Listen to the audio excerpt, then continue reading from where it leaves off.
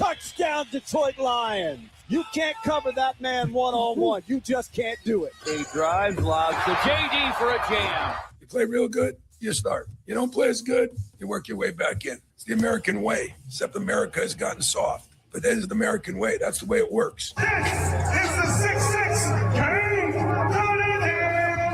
Jameson Williams, he's got it. Touchdown, Lions. Now it's Larkin with a burst of speed. He scores. Gives the United States the lead for the first time tonight. Well. Good morning. It's a Friday, getting close to April, and it's 28 degrees outside.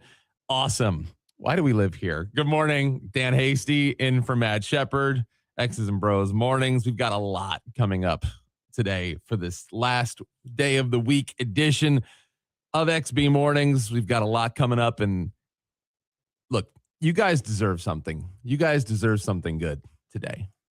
You guys deserve a big show. And right now, arguably, is one of the best times of the calendar year in sports. You've got baseball just starting. You had Tigers opening day yesterday. You have college basketball right in the middle of the Sweet 16.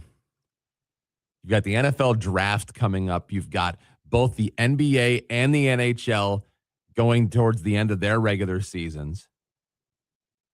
And literally, you get everything right now. It's not even April in the D. Am I right? Like, this is the time. I think college basketball is peaking right now for many reasons. Obviously, the NCAA tournament, but we also get a chance to see what I think is going to become one of the all-time great NBA draft classes. And right now, when you look across, for example, Michigan and Alabama tonight, right? Well, Alabama's got a player who is unique, who is special, LeBaron Philon. We're going to learn a lot about him tonight. He probably in most years would be a top 5 NBA draft pick. No questions asked. The class is so deep right now, he's not even a top 10 pick. It's just, it's that loaded. And you'll see what we're talking about if you haven't seen him already. You'll see him tonight, that's for sure. You've got Michigan State and Connecticut. That's the late game. So if you're listening to this now, maybe squeeze in a nap. But first and foremost, we've got to get back to what happened in San Diego yesterday. The Tigers win it over the Padres, 8-2. What a weird place to start the season. I mean, I'm sure the players aren't complaining. Be able to go out to sunny San Diego instead of coming over to this place where it looks gorgeous there. Trent Valley. What's going on? Yeah, sorry to pop. I mentioned that a couple times during the game yesterday. It looks like it's perfect. Perfect weather. And I have one buddy from college who is from San Diego, and he always says that same thing. Like, very humbly, but he brags. He's like, San Diego's perfect all the time. And you know what? It reminds me of a lot of colleges about how they start their baseball seasons. There's so many different college teams that actually go down to Florida, that go down south to start their seasons. Well, it's not exactly going down south, but I mean, going out west is a pretty good setup if you can find it. So they get that, and then they get Arizona. And on top of it, you get to knock out a West Coast trip. I mean, right out of the gate, especially if it goes well, you've already gotten ahead of just about the rest of the league.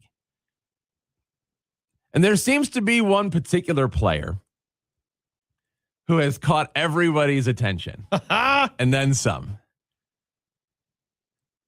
The professor, Mr. McGonagall. And I think after watching him yesterday, I think you're going to understand why he caught the nickname the professor when he was young, when he was coming up through the system, which feels like a blur now. You know, at this time last year, Kevin McGonigal was starting. Actually, He hadn't even gotten to this point yet, but he was close. He hadn't even started as an opening day infielder in High A, West Michigan. That's absurd. And now he's hitting in the middle of the lineup. By the way, he's not going to be hitting 6 for much longer. He might not hit 6 today. Why would he? I'm just saying, like, he might not even. People were saying that same exact thing, Dan. Like, it's not going to be long before he's hitting 3rd or 4th. It's like, put him there now. We'll see. Did you see the history that he made in the company he now keeps? So he's the number 2 prospect in all of baseball behind only Connor Griffin. And I think just based on the fact that he is clearly major league ready, I think some people would probably wish that they had him one spot higher.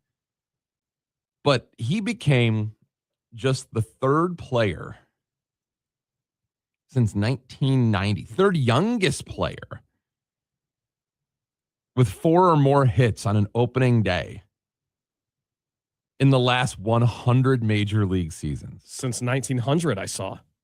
Since 1900.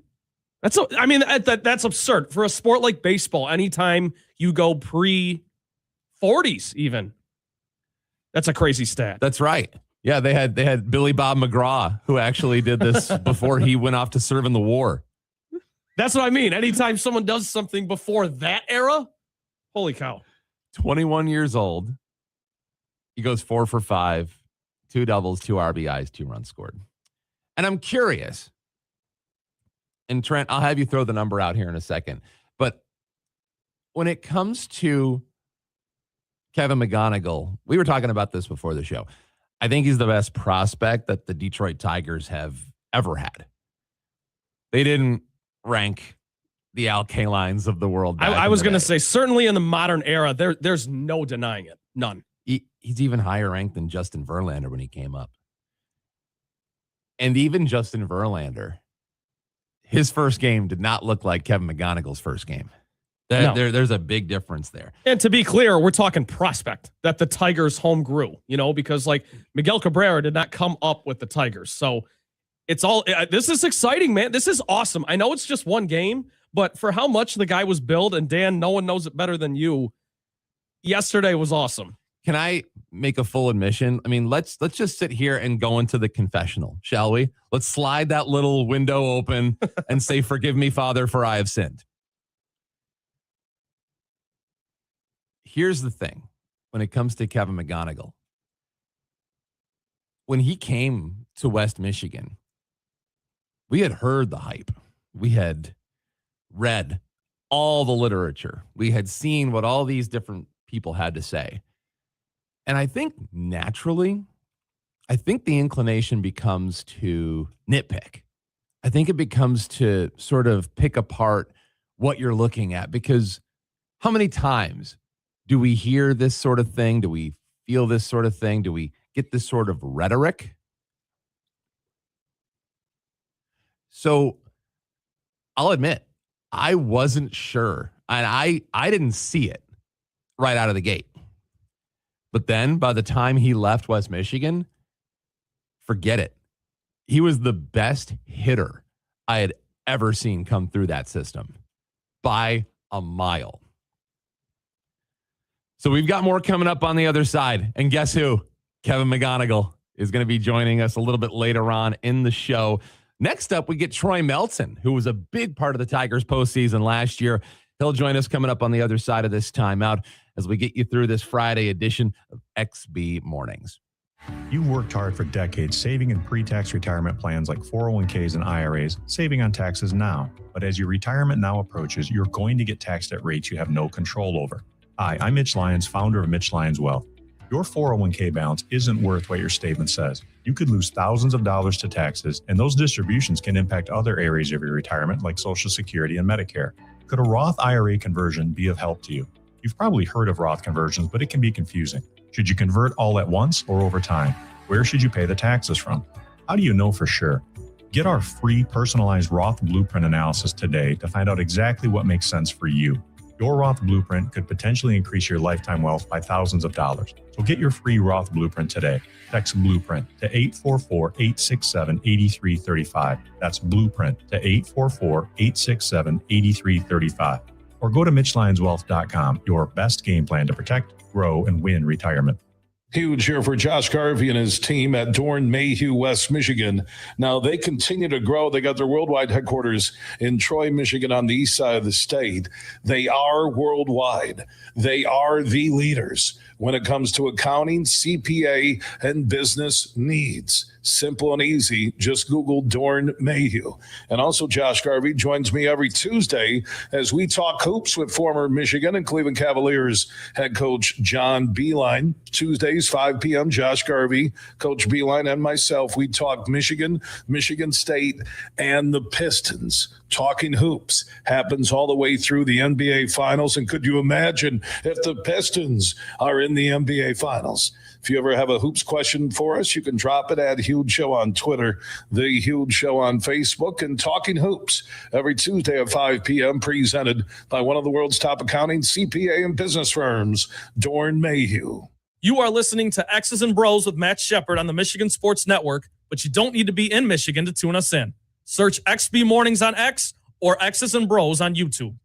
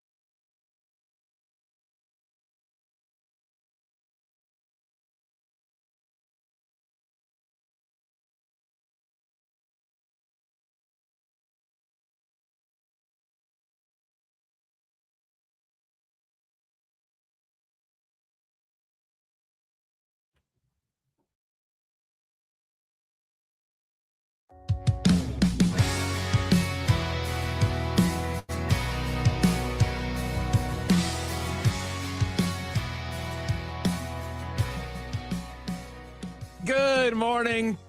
Dan Hasty in for Matt Shepard, X's and Bros. And I think I just figured out why I'm here. I think it's because they were keeping their fingers crossed, like our producer Trent Valley, for example, that I might come bearing gifts this morning. And pure coincidence that we have a conversation with Kevin McGonigal coming up later today. It's just, some things are just meant to be. But Dan, don't sell yourself short. You being here, period. You come bearing gifts. You just want me for my McGonigal. That's all. Look, we got a lot coming up today. It's not just one. There's a lot behind it. So on top of that, we actually got a little time down in spring training over the weekend. So we caught up with a number of different Detroit Tigers people, and you are the lucky beneficiary of this. So coming up towards the end of this hour, Tigers pitcher Troy Melton, who, you know, back when the Tigers were making the postseason back in 06 and 11 and 12 and 13, they were doing it so much more bought and paid for, so much more free agent influence. And look, I understand how everybody wants the Tigers to go back into free agency the way they used to attack it, but they don't have to anymore. They didn't have guys like Kevin McGonigal coming up. They didn't have guys like Troy Melton who they could just stick at the back end of a bullpen in high leverage situations. And it's also not like the Tigers don't spend any money. They're like middle of the pack. They just used to be way at the top. So now you're exactly right, Dan. Like when you have a McGonigal or a Troy Melton or someone who you can bring up through the system, that allows you to not have to spend as much money as you once did. It's just a difference in philosophy. Can you imagine Justin Verlander listening to this right now? We're like, they didn't really have anything coming up through the minor leagues. The disrespect. The disrespect, Trent. Okay, they had a little bit. They just didn't have as much quantity as they do now. I mean, they have so many different pieces. I mean, I think I looked over kind of the playoff roster last year, and I think there were 10 to 15 guys who were homegrown. And I think, honestly, that was less than 5 back when they were making the playoffs consistently a decade ago. That's exactly the difference. Because even yesterday's lineup, it's Colt Keith, Spencer Torkelson, Riley Green. All those guys are homegrown. And when you used to get that lineup, like I always used to look at Baseball America, and I used to see what they had as the projected lineup for like 5 years down the road. And it was always, ugh. That's what you're thinking it's going to look like? Well, it actually kind of looks like that. If you go back 5 years, it actually kind of looks similar. Fairly accurate. Surprisingly accurate. That's kind of like when you play video games and you play like a season, a franchise or whatever. You get 3 seasons down the road and all of a sudden the team looks completely different. And you would just learn these names you'd get excited about. What do you mean? I was going to have Juan Soto in my outfield the whole time. Yeah, exactly. It's not something you can't play this on a video game as much as you might want to. No. Now they're so ridiculously competitive. I think they showed you a lot yesterday. Remember, the Padres, they're not a bad team. That's a good Major League Baseball team. And they just took them out back. I mean, right away. right away, too. There was no doubt right away. How many 4-0 leads are you going to blow? You know, we didn't get a chance to mention the only 2 players in the history of baseball who had 4-hit games that were younger than McGonigal.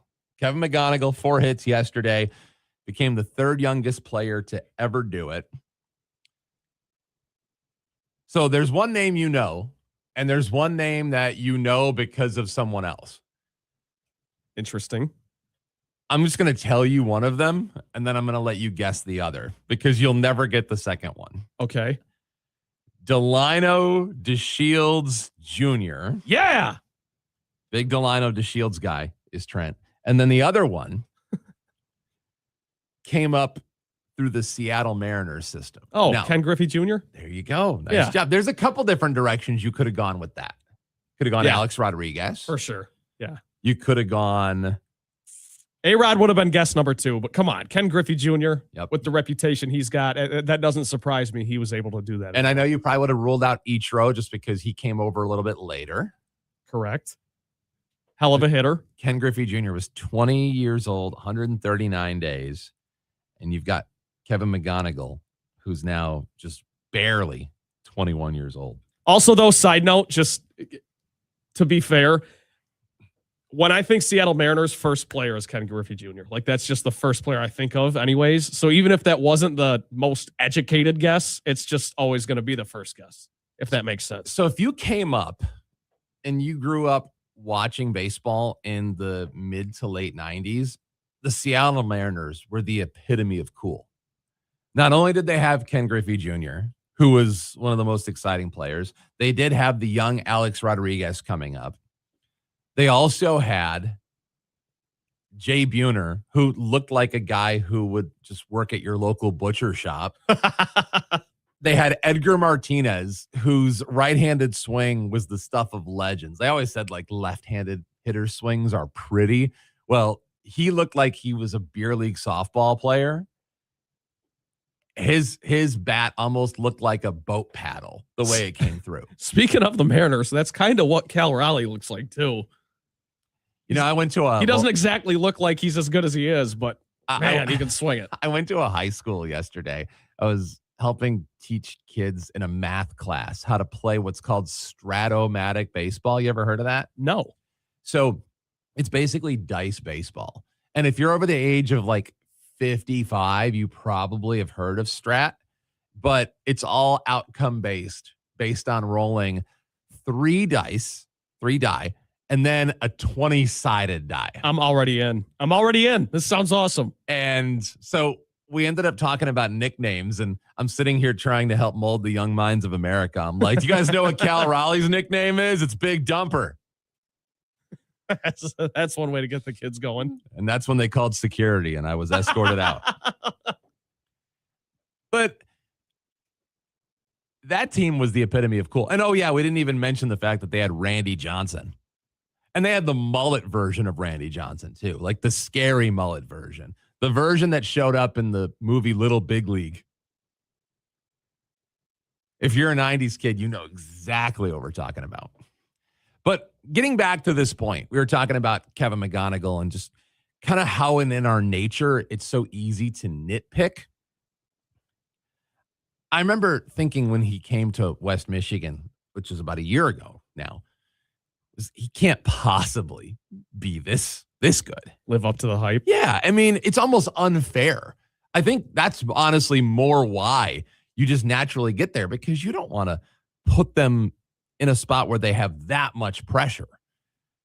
Well, having seen a lot of really talented players come through, Riley Green, Spencer Torkelson, Colt Keith. And again, you've called all the games. Dan Hasty filling in for Matt Shepard today. I mean, no one's closer to it than you. So we get a chance to see a lot of Tigers minor leaguers. And among all those players, it became clear to us almost immediately that Kevin McGonigal was the best of the bunch. And to be the best of that group, I mean, that's a good group. That's a solid group, especially with Riley Green. I mean, we are in a point where I don't think it's out of the question to say a couple things. I don't think it's out of the question to say that Kevin McGonigal is one of the 3 best hitters on the Detroit Tigers right now. Based on yesterday, we got 161 to go, but yeah, that seems fair. Isn't it funny how we were just thinking, well, they might throw him in Toledo for a couple of weeks, and no. Thank God they didn't go that route. This is a special case, my friends, and we're going to be talking to him coming up at the beginning of hour number 2. But next up, we talked to somebody who had a big hand in what happened over the course of last season, especially down the stretch, especially in high leverage situations. We're going to talk to Troy Melton, go over his memories of his time coming up through the minor leagues and how he was such a huge part of some big moments for the Tigers in 2025. He's also coming back from an injury. How's that rehab going? We'll find out on the other side of this timeout. This Friday edition of XB Mornings. Dan Hasty in for Matt Shepard here on the Michigan Sports Network. Farrah's Coffee has been family-owned and operated for over 100 years. Its popular Den Blend and Dark Roast is more than coffee and more than the official coffee of the Detroit Lions. It's a call to rise. Farrah's Coffee and the Lions are the perfect match. They embrace those who show up early, cheer loud, and never back down. Den Blend is perfectly roasted in Grand Rapids and provides the ultimate fuel for fans who wake up and roar. Whether you're tailgating at the game or cheering from your couch, Den Blend is your go-to coffee for your game day ritual. Huge here for the Michigan High School Athletic Association. You can stay up to date on the latest from Lansing 24/7 at MHSAA.com, at MHSAA on Twitter, and MHSAA on Facebook. The latest news, press releases, and stories connected to every high school in the state of Michigan, available for you 24/7 from the Michigan High School Athletic Association. Log on to MHSAA.com, at MHSAA on Twitter, and MHSAA on Facebook. And if you're looking for archive, boys and girls, high school sports, MHSAA.TV. That's MHSAA.TV. 24/7, everything you need to know about high school sports in Michigan. Log on to MHSAA.com. The Michigan Sports Network is your exclusive home for X's and Bros with Matt Shepard and The Huge Show later today at 3 p.m.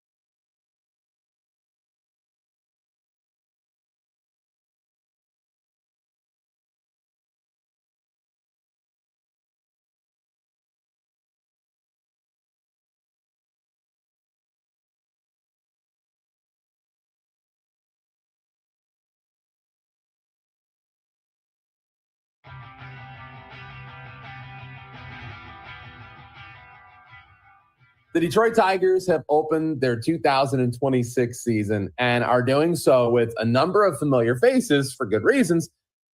The reasons that they had success in 2025. But there's one player, well, he's got to wait a little bit to make his return, and he joins us now. That is Troy Melton. What a year for him in 2025. Troy, great to see you. Good to see you. Thank you for having me. Rare is the case when you break into the big leagues and then later that same year, you're pitching in not just postseason games, but high leverage postseason innings. So before we get into everything that was, what a whirlwind last year had to be. Yeah, I mean, it was pretty cool, but at the same time, like, you kind of realize pretty quick that it is just baseball. I've been playing baseball, obviously, my entire life. So once you're on the mound and actually competing, it is fairly normal, I would say. But when you take a step back and really realize, for me, like, starting in AA and having some time in AAA and then to the major leagues all happened pretty quick. And then, once I was there, I think it was a little bit over 2 months, just complete whirlwind in different places, kind of just living the dream that you imagine when you're a kid. And so obviously that was like the coolest thing ever. And then getting to pitch in the playoffs was awesome. Really cool experience, obviously. And once you get that taste of it, you kind of always want to have it. So like already looking forward to being able to hopefully do that again, multiple years in a row, multiple rounds, hopefully go a little bit further. But yeah, it's been awesome. So I want to break this conversation into two parts. First, we want to talk about your time in West Michigan and then your season last year. So we're going to show up for chronological order here today. So talk to me about the role that West Michigan played in your story and what that place means to you. Yeah, I mean, obviously, I think everyone you talk to in the Tigers org that's gone up through every level would tell you that West Mich is probably the most fun level. One of the better places to live in minor league baseball. Really, I really liked Grand Rapids. I obviously I come from California, so I had no idea what to expect or anything like that. But I really, really enjoyed my time living there. The games are super fun to play in. The fans are great. There's always a big crowd, which is a lot different than playing in low A here in Lakeland. Where there's really not too much going on crowd-wise. I don't want to say anything bad, but definitely not to the level of what goes on in West Michigan. And just being able to show up every day and there's an environment and it's fun. The team at the time was really fun to be a part of too. We had a close-knit team. So it was really awesome. I have nothing but good things to say about the city, the fans, the team. It was great for me. What are the most important things you learned while you were on the come up? Yeah, I think it's just a lot of it in professional baseball is you have to be more consistent with everything. So kind of learning your routine, what's going to make you good on a weekly basis and day to day. I was really lucky. Brian Pena, who was our manager at the time, had a really big impact on me too, along with everybody. Rico, our pitching coach, and Tim Garland, the bench coach. I mean, there's a lot of really smart people and really good people there at the time. But Brian Pena, I remember one thing he said to me was to not show kind of as much emotion as I was showing on the mound. Like if I would make a bad pitch, it was obvious to the hitter and to the other team that I was making a bad pitch. I mean, obviously, along with just myself, like getting those negative thoughts. And just kind of be able to move past that. So that's the one from West Michigan that stands out the most for me was that just dealing with on a pitch by pitch basis, being more consistent and slowing it down was kind of the biggest thing for me. That's so interesting that you mentioned Brian Pena. And it's kind of funny now because he's going back to being a manager in the system. He's going back to the complex league. I guess, you can take the manager out of the dugout, but you really can't take him out of the I guess, full time. You think about what he is. And I mean, he's a teacher, man. And he's just a good human being. And that's what makes it really easy to play for when you're playing for a manager like him is obviously he's also done it too, which makes it easier. Like he has the experience of playing in the major leagues and he's been through the minor leagues. So he knows what the players are going through and he's a good person that you want to learn from and all that stuff that comes with being a manager too. Like just being the leader that he was awesome for us. And we get Dan Rickenbaugh back this season over in West Michigan. What do you remember about Grand Rapids, the city? I remember it being like an actual so this probably sounds dumb to people that live there, but I didn't know anything about Grand Rapids. I had learned at the time that there was an AHL team there too, and I'm a big hockey fan. So that was pretty cool to me. But just like there was things to do. There were restaurants that were good. Places for me, I love going to get breakfast. And I'm blanking on the name right now, but there's a really good breakfast place that we would go to a lot. And it was just like nice. I'll jump in here for you because there's a couple that are really big around here. Okay. There's Anna's house. That's the one. Bell. Okay, Anna's house. Yep. Yeah. And like we would go like pretty frequently, like whenever we got a chance where it made sense, where we weren't sleeping in aggressively too late. We would always head over there with some teammates. But yeah, no, it was awesome. It was clean. It was fun. Just kind of a lot to do. And it's a big difference coming from Lakeland where there's stuff to do, but there's not as much outside of baseball that you really want to do, if that makes sense. And in Grand Rapids, you kind of feel like more like a normal person, which was great for us.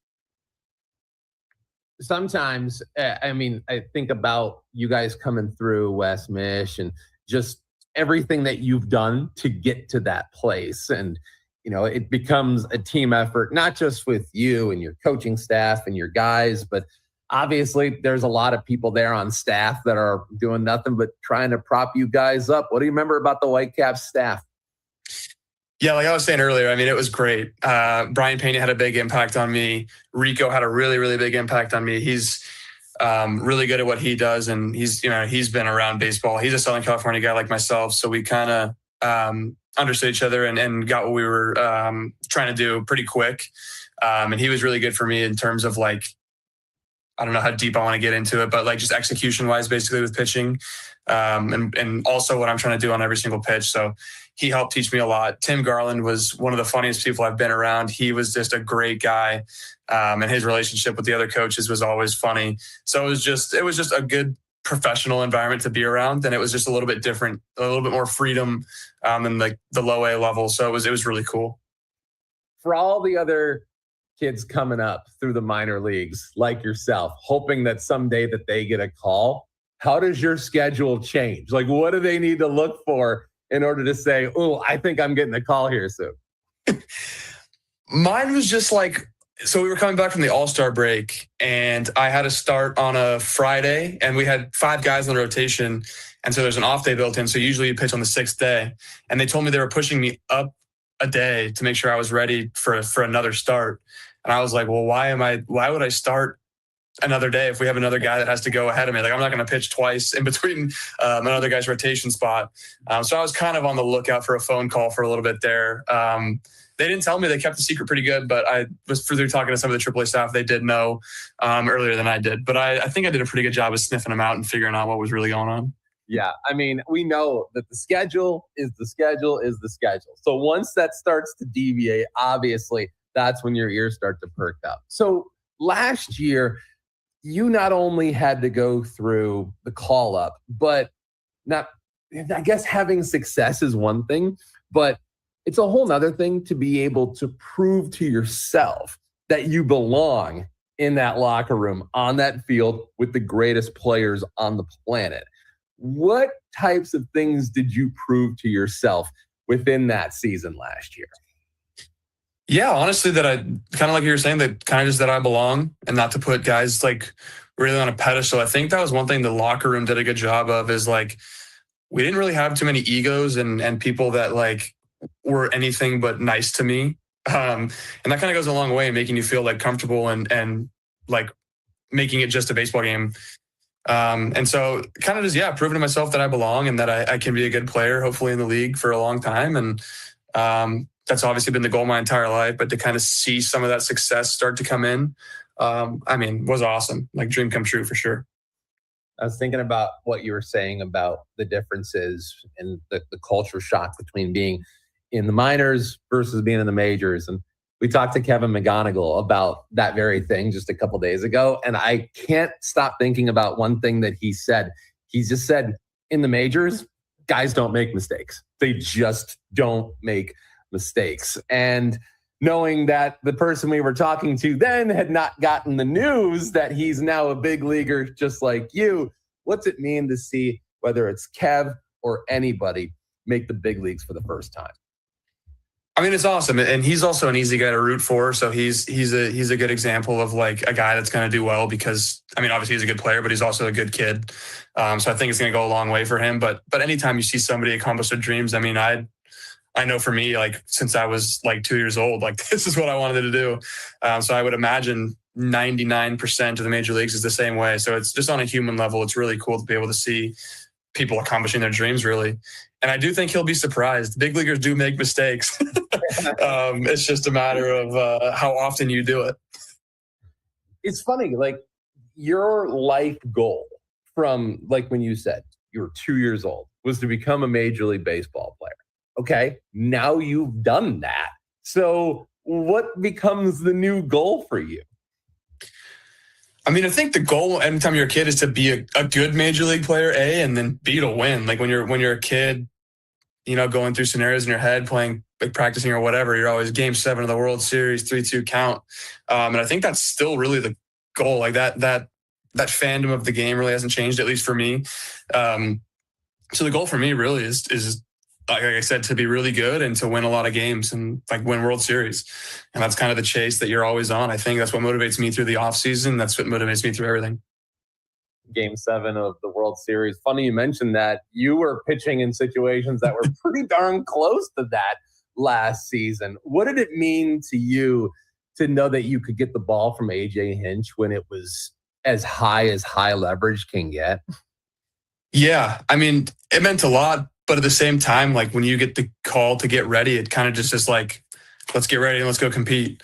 You can't really make it too big of a moment, even though you know it's a big moment. Like, you know, when you go to the field, you're playing a playoff game. You know what I mean? Like we're not blind to that. But it was really cool, especially in that Game 5 when the extra innings where it was in the 10th inning. I had thrown 3 innings 2 days previous with an off day in between. Like in my head, I wasn't going in the game to be honest. And then kind of like went to extra innings and I heard my name called, and like, not that I wasn't ready, but I was like, oh, here we go. Like I'm getting back in that thing. So it was really cool just being able to experience that and know that AJ and the rest of the staff had trust in me was an awesome experience, obviously. It certainly bears mentioning that as what you did throughout the regular season wasn't good enough in that postseason series against the Mariners. 8 innings, 1 run, 8 strikeouts, a 1.13 ERA. And that's all great. But one of the things that I was thinking about as I thought about your minor league career, you appeared in 66 minor league baseball games. And for 63 of those, you were the starting pitcher. And now all of a sudden, you're getting totally thrown into a new routine. And oh yeah, it's probably the biggest games you've pitched in your life. So how much is going from starting to relieving a shot to your system, regardless of the fact that it's those types of situations? And how'd you find success doing it? Yeah, I think the easiest thing for me was kind of to just realize that the job is the exact same. I think it honestly helped me long term in a way of like, I know now that some of the routine stuff is very important and you want to be on your routine as much as you can, but you also aren't married to it and it's not tied to your success. Because when I got pulled from my routine, it was kind of just when you go to the bullpen, you got to be ready when the phone's ringing. And so it kind of made me realize that I don't need as much time to get ready or as many things as I thought I did. And it was kind of just like a trial by fire. And it, like I said, it ended up working out pretty well. But yeah, I think mentality for me, it ended up kind of just being easy. Like I just made it feel the same. Like I would attack guys the same way. I would use my pitch mix the same way. And that's kind of ended up just being a lot more normal than I think I even thought it was going to be. And I was really happy with it. What do the Tigers do so well from somebody who's literally right in the middle of everything that revolves around, especially pitching development? What have you noticed? And maybe what have you heard that this org is doing compared to maybe some other places you've been, or maybe some places that you know of other guys being? Yeah, I think kind of the biggest difference is an interesting one is like they kind of let us be ourselves a lot of the time. And like the development obviously isn't the same for everybody. It's not linear. It's not one set way that you can get to the major leagues. There's a lot of different ways. And I think a lot of guys would tell you that every guy gets there their own way. And so they do a really good job of providing support for what we need and recognizing what we do need to get better, but also realizing that we have people that we trust too, and not being completely like shutting down our ideas. And I think that's huge just for your own confidence and your own, like, nobody knows, like, nobody's going to know me as well as I know myself ever. And it's just, they give you a lot of freedom to be yourself and to develop kind of on your own time and whatever you need. There's definitely things that they need to see from you, like to make you better and what they provide a lot of input. But at the end of the day, it's on us to become better players. And if we can't do it their way, they're not completely opposed to anything else. And I think a lot of different orgs do it very much like my way or the highway. Like you're doing it this way or you're not doing it at all. And I really appreciated that from them. It's interesting because it sounds like that lesser than maybe saying, okay, here's what we see with you. You need to do X, Y, and Z. It's almost like they're finding the right types of in this case, archetypes, the pitchers that they want, just stylistically that kind of fit into what they know that they do well. So it's got to feel good that you sort of check all these boxes for them. Yeah, I mean, I had a really good experience throughout the entirety of the minor leagues. Like, they definitely helped me with a lot of things. Like delivery wise, I changed a lot of stuff through them. I got different pitch shapes and pitch types from them. And so it was kind of just like a slow, ends up actually, it was pretty quick comparatively, but when you're in it, it feels like a slow build towards something. And then, I got the fortune of being able to debut last year, and I have 6 pitches and a new windup from the time I set foot as a Tiger. So it's really cool to see how many hands have been in the pot and how many people have helped me kind of create what I am now. You have 6 pitches? Yes, I do. What do you throw now? It is a 4-seam fastball, a sinker, a cutter, a slider, a curveball, and a changeup. How many pitches did you start with? Well, when I first got in, I did throw a 2-seam fastball. We got rid of it. So it ended up, initially I was just fastball, slider, changeup, and like a kind of a cutter, but like a weird, I don't even know what to call the pitch. It was a weird movement profile thing. So I started with 4, but all of them have been changed. Everything seems so structured when somebody's in a position like you are, coming back, getting back to 100%. How does that land with you? I mean, I'm sure you appreciate the structure, but what do you like about it as you kind of try to avoid the whole chomping at the bit to try to get back thing? Yeah, I mean, I think that the only nice thing about rehab is there's some pretty clear goals for you right in front of your face. Like my biggest goal right now is to try to get back on the mound, throwing bullpens, meaning. So like once I get there, then it's like, okay, let's do a few of these and feel good and trust my stuff and my arm and make sure we get to a point where we're facing live hitters. And then when that happens, it's okay, let's get into some games. And then when that happens, it's okay, let's get back into on a real roster and not on a rehab assignment. So it's just it's easy to piece things day by day or week by week, however you want to look at it, and be able to really get better. How wild is it to not only have a 2-time back-to-back Cy Young winner in your locker room, but also another frontline caliber guy and a guy like Framber Valdez, and a first ballot Hall of Famer just to boot in Justin Verlander, a couple of lockers away. It's crazy. I mean, the day we got the news of the JV signing, I was like, holy crap. Like I remember watching him when I was like 6 years old when he was really dominating. So, I mean, it's crazy. And then just to see him be just a normal teammate and a normal guy, like it's pretty eye-opening to really what it takes and to be a good teammate and to be a good person. Was pretty cool to be around him. Obviously, I hope I have some more time around him somewhere down the line this year, but even just spring training, like getting to play chess with Justin Verlander and stuff like that, it's like stuff I'll never forget. Obviously, he's such a legend in the game. Who won at chess between you and JV? He won the first one. I believe I won 2 or 3 more after that. I started getting hot a little bit. Not many people can say that. Justin Verlander, Derek Skubal, these are just some of your coworkers and apparently inferior chess opponents. We won't say that too loud. We won't send this to JV. All right, look, Troy, great stuff out of you. Super excited for everything that has been this part of your journey, because it was clear to us way back when that this was just a matter of time. So Thanks again. Really appreciate it. Great to see you. Get healthy, and we'll see you back on the mound in Detroit. Thank you, Dan. I appreciate it. Mitch Lyons here, founder of Mitch Lyons Wealth, where we create your best game plan to protect, grow, and win retirement. I'm here with Tiger legend Kirk Gibson, who we are proud to support and partner with on the newly opened Kirk Gibson Center for Parkinson's Wellness. Thanks, Mitch. We appreciate your support, and we are excited to have recently opened the center in Farmington Hills. It provides exercise therapy and educational programs that are helping the Parkinson's community. Just like Mitch Lyons Wealth helps improve the quality for their clients' retirements, this center helps improve the quality of life for people with Parkinson's. And Gibby, the best part of all is that access to the center is available to the Parkinson's community free of charge, right? That's right, absolutely free of charge for people with Parkinson's and their care partners. You hit a couple of the most famous home runs in Major League history, Gibby, but I feel that your greatest hit will be the positive impact that Kirk Gibson Center is making in the fight against Parkinson's. Mitch, since my diagnosis, I get up every day and focus on winning that day. This center encourages others to do the same. Awesome, Gibby. To learn more, go to kirkgibsoncenter.org. From Grand Rapids, Kalamazoo, Muskegon, Petoskey, Charlevoix, Traverse City, Cadillac, Lansing, and beyond, you are listening to X's and Bros with Matt Shepard only on the Michigan Sports Network.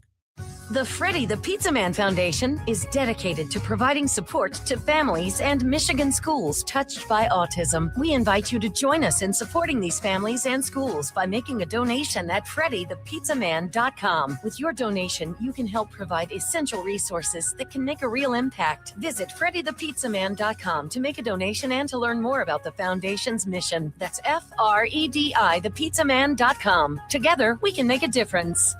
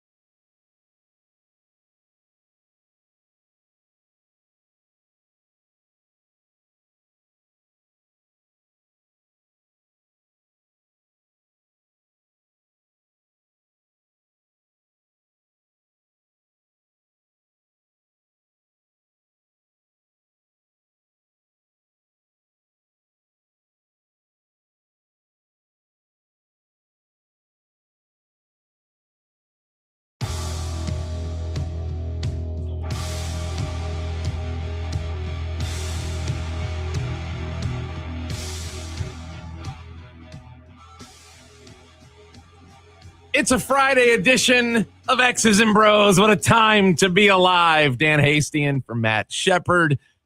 Like, talk about everything coming together at the right time. Michigan and Michigan State playing the Sweet 16 tonight. You've got the Detroit Tigers having mopped the floor with the San Diego Padres like it was 1984. Right away, by the way. First game. That's Trent Bally, our producer. Good morning, Trent. Good morning, Dan. So now on top of all that, you've got the Pistons sitting at/near the top of the NBA standings, Eastern Conference standings. You've got the Red Wings doing their March thing, but we don't talk about that. You've got the NFL draft coming up. And all anybody can talk about is Kevin McGonigal. That's a great point.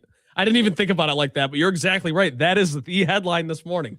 He's not your average prospect. He is not even your average hot prospect or top prospect. And I think he showed everybody what the big deal was about. I mean, we saw him a year ago playing high A-level baseball. And it turns out he probably could have hung in the major leagues last year around this time. I thought about that yesterday. I mean, how can you? I couldn't help myself. It was probably the 5th or 6th inning after he got his 3rd hit or whatever that was. And I thought about that exact thing, Dan. I was like, are we just way late on this? Like, could he have been here yesterday or last year? I think I'm a bitter human being because my first thought was, why wasn't this guy up during the playoffs last year? Why was he up during the postseason? And that's another question you got to retroactively ask yourself. And again, we're not overreacting to just one game. This hype has been happening for a long time. He had an incredible spring and he had a great first game. So there's going to be lulls and stuff as there is with any player, but he's the real deal. And he showed you yesterday. You know, Kevin McGonigal, I love just the way he approaches the game in and of itself. There's just so much to like about what he is. He's so young. I mean, he's 21 years old. And yet, I think that sort of that youthful ignorance is bliss. I don't think even he realizes just what the temperature is for him right now. I mean, he is potentially the centerpiece of what could make this Tigers team go in 2026. And to think that he wasn't even guaranteed a spot to be on the roster. So I like to play the historical comparisons game. Who is new player going to remind us of from when we were younger, or what players that came before? What's the him? comp? People love the Chase Utley comparison with Kevin McGonigal, but I like to try and think, okay, well, who had maybe a little bit of a different style, who played in a way that Kevin McGonigal will play. So I'm going to go even a little bit farther back. And for those of you who watched baseball in the 90s, especially the early 90s, I think you'll know exactly what we're talking about here. He's Roberto Alomar. I mean, I got to Google that one. Not going to lie. I got to familiarize myself. Look up Roberto Alomar. I've heard the name, of course. I'm just not familiar. I mean, he was the guy who walked more than he struck out. He was the guy that played outstanding defense. And that's the thing about McGonigal is it didn't feel like McGonigal was going to be, and who knows what he is defensively yet, but the fact that they're already putting him at third base and he's already doing so well at that position.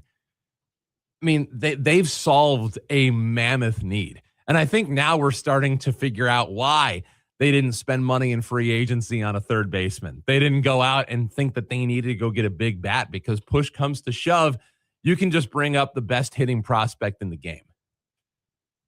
Well, I'll tell you what, if Kevin McGonigal can be the 12-time All-Star, 10-time Gold Glove, 2-time World Series champ that Roberto Alomar is, there you go. I see you have access I to your Googled Google.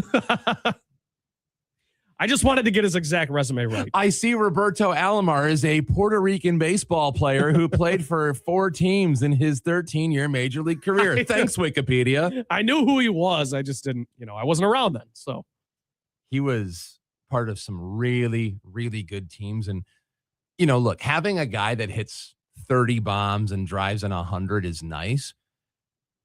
But a guy like McGonigal can be so much more than that. So much more than that. And that's what makes him interesting. That's what makes him a fascinating player. And because we have Dan Hasty in for Matt Shepard this morning, we are going to not talk to, but we have a Kevin McGonigal interview where Dan spoke to Kevin. That's coming up at 7:18. So what a treat. What perfect timing. Can I just say, there's many things that I appreciate about Kevin McGonigal, but one of the things is that he's so young and he's so green that he hasn't been totally jaded by the system yet.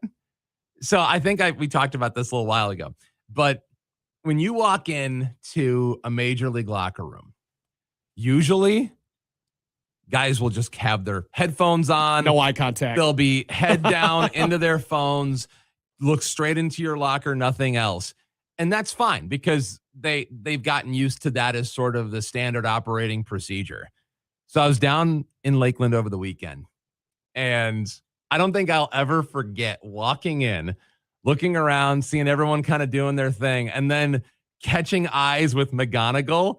And instead of immediately look away, it was, "Hey, Steve!" He lit right up. Let's go. And he comes over, and I mean, he's just salt of the earth, man. I mean, that's great. And he's everything you want out of a player who's in his position. He is as good as it gets off the field. He's a good teammate too. Good teammate. These are the things you want to hear, man. This is awesome. He was in West Michigan at the beginning of 2025 with Max Clark. And I always thought it was a strange pairing. Like, sometimes you look at two people and you're like, you guys are best friends? Opposites attract kind of thing. Yeah, they're so different. Like, Kev is very much a workman-like kind of guy, but he also has that youthful exuberance to him. Max is flash and dash, right? Like, but in a good way. Max has so much internal confidence, not cockiness. He's very, very confident. And I know that some of the stuff has rubbed people the wrong way, but at that point, I would just tell you, look, we live in a different time. I was going to say, for ridiculous reasons, I agree. in my opinion. I agree. I mean, people, he wears a chain. Who cares? Look, I'm gonna say something, and it is what it is. Say it, Dan Hasty. But I remember about 7 or 8 years ago when Jake Rogers came up, and I remember in spring training, he threw out a base runner at second base. And I think he's sort of like, what do they say about home runs? They sort of pimp home runs. Well, he sort of did that with throwing out a guy at second base. And then he got read the riot act in the dugout from his manager. At that point, it was Ron Gardenhire, who's a great manager who had so much success in Major League Baseball. Great career. But at the same time, the first thought is like, the thing that needs to be done now in today's climate is you really got to encourage guys to be themselves, because playing with that level of confidence gives you a better player. I think you can still do that within the ideas of respecting the game. You just have to know how to channel it properly. And I don't think old school baseball guy knows how to do that. I don't think they understand that that's a necessary component in this world of social media where there's so much pressure. And every day these guys have to look at comments about how they can't play and how they ain't, you know what. I mean, they have these comments that they have to filter through that people of the previous eras didn't have to deal with. At worst, maybe they got booed in front of their home crowd, and that was it.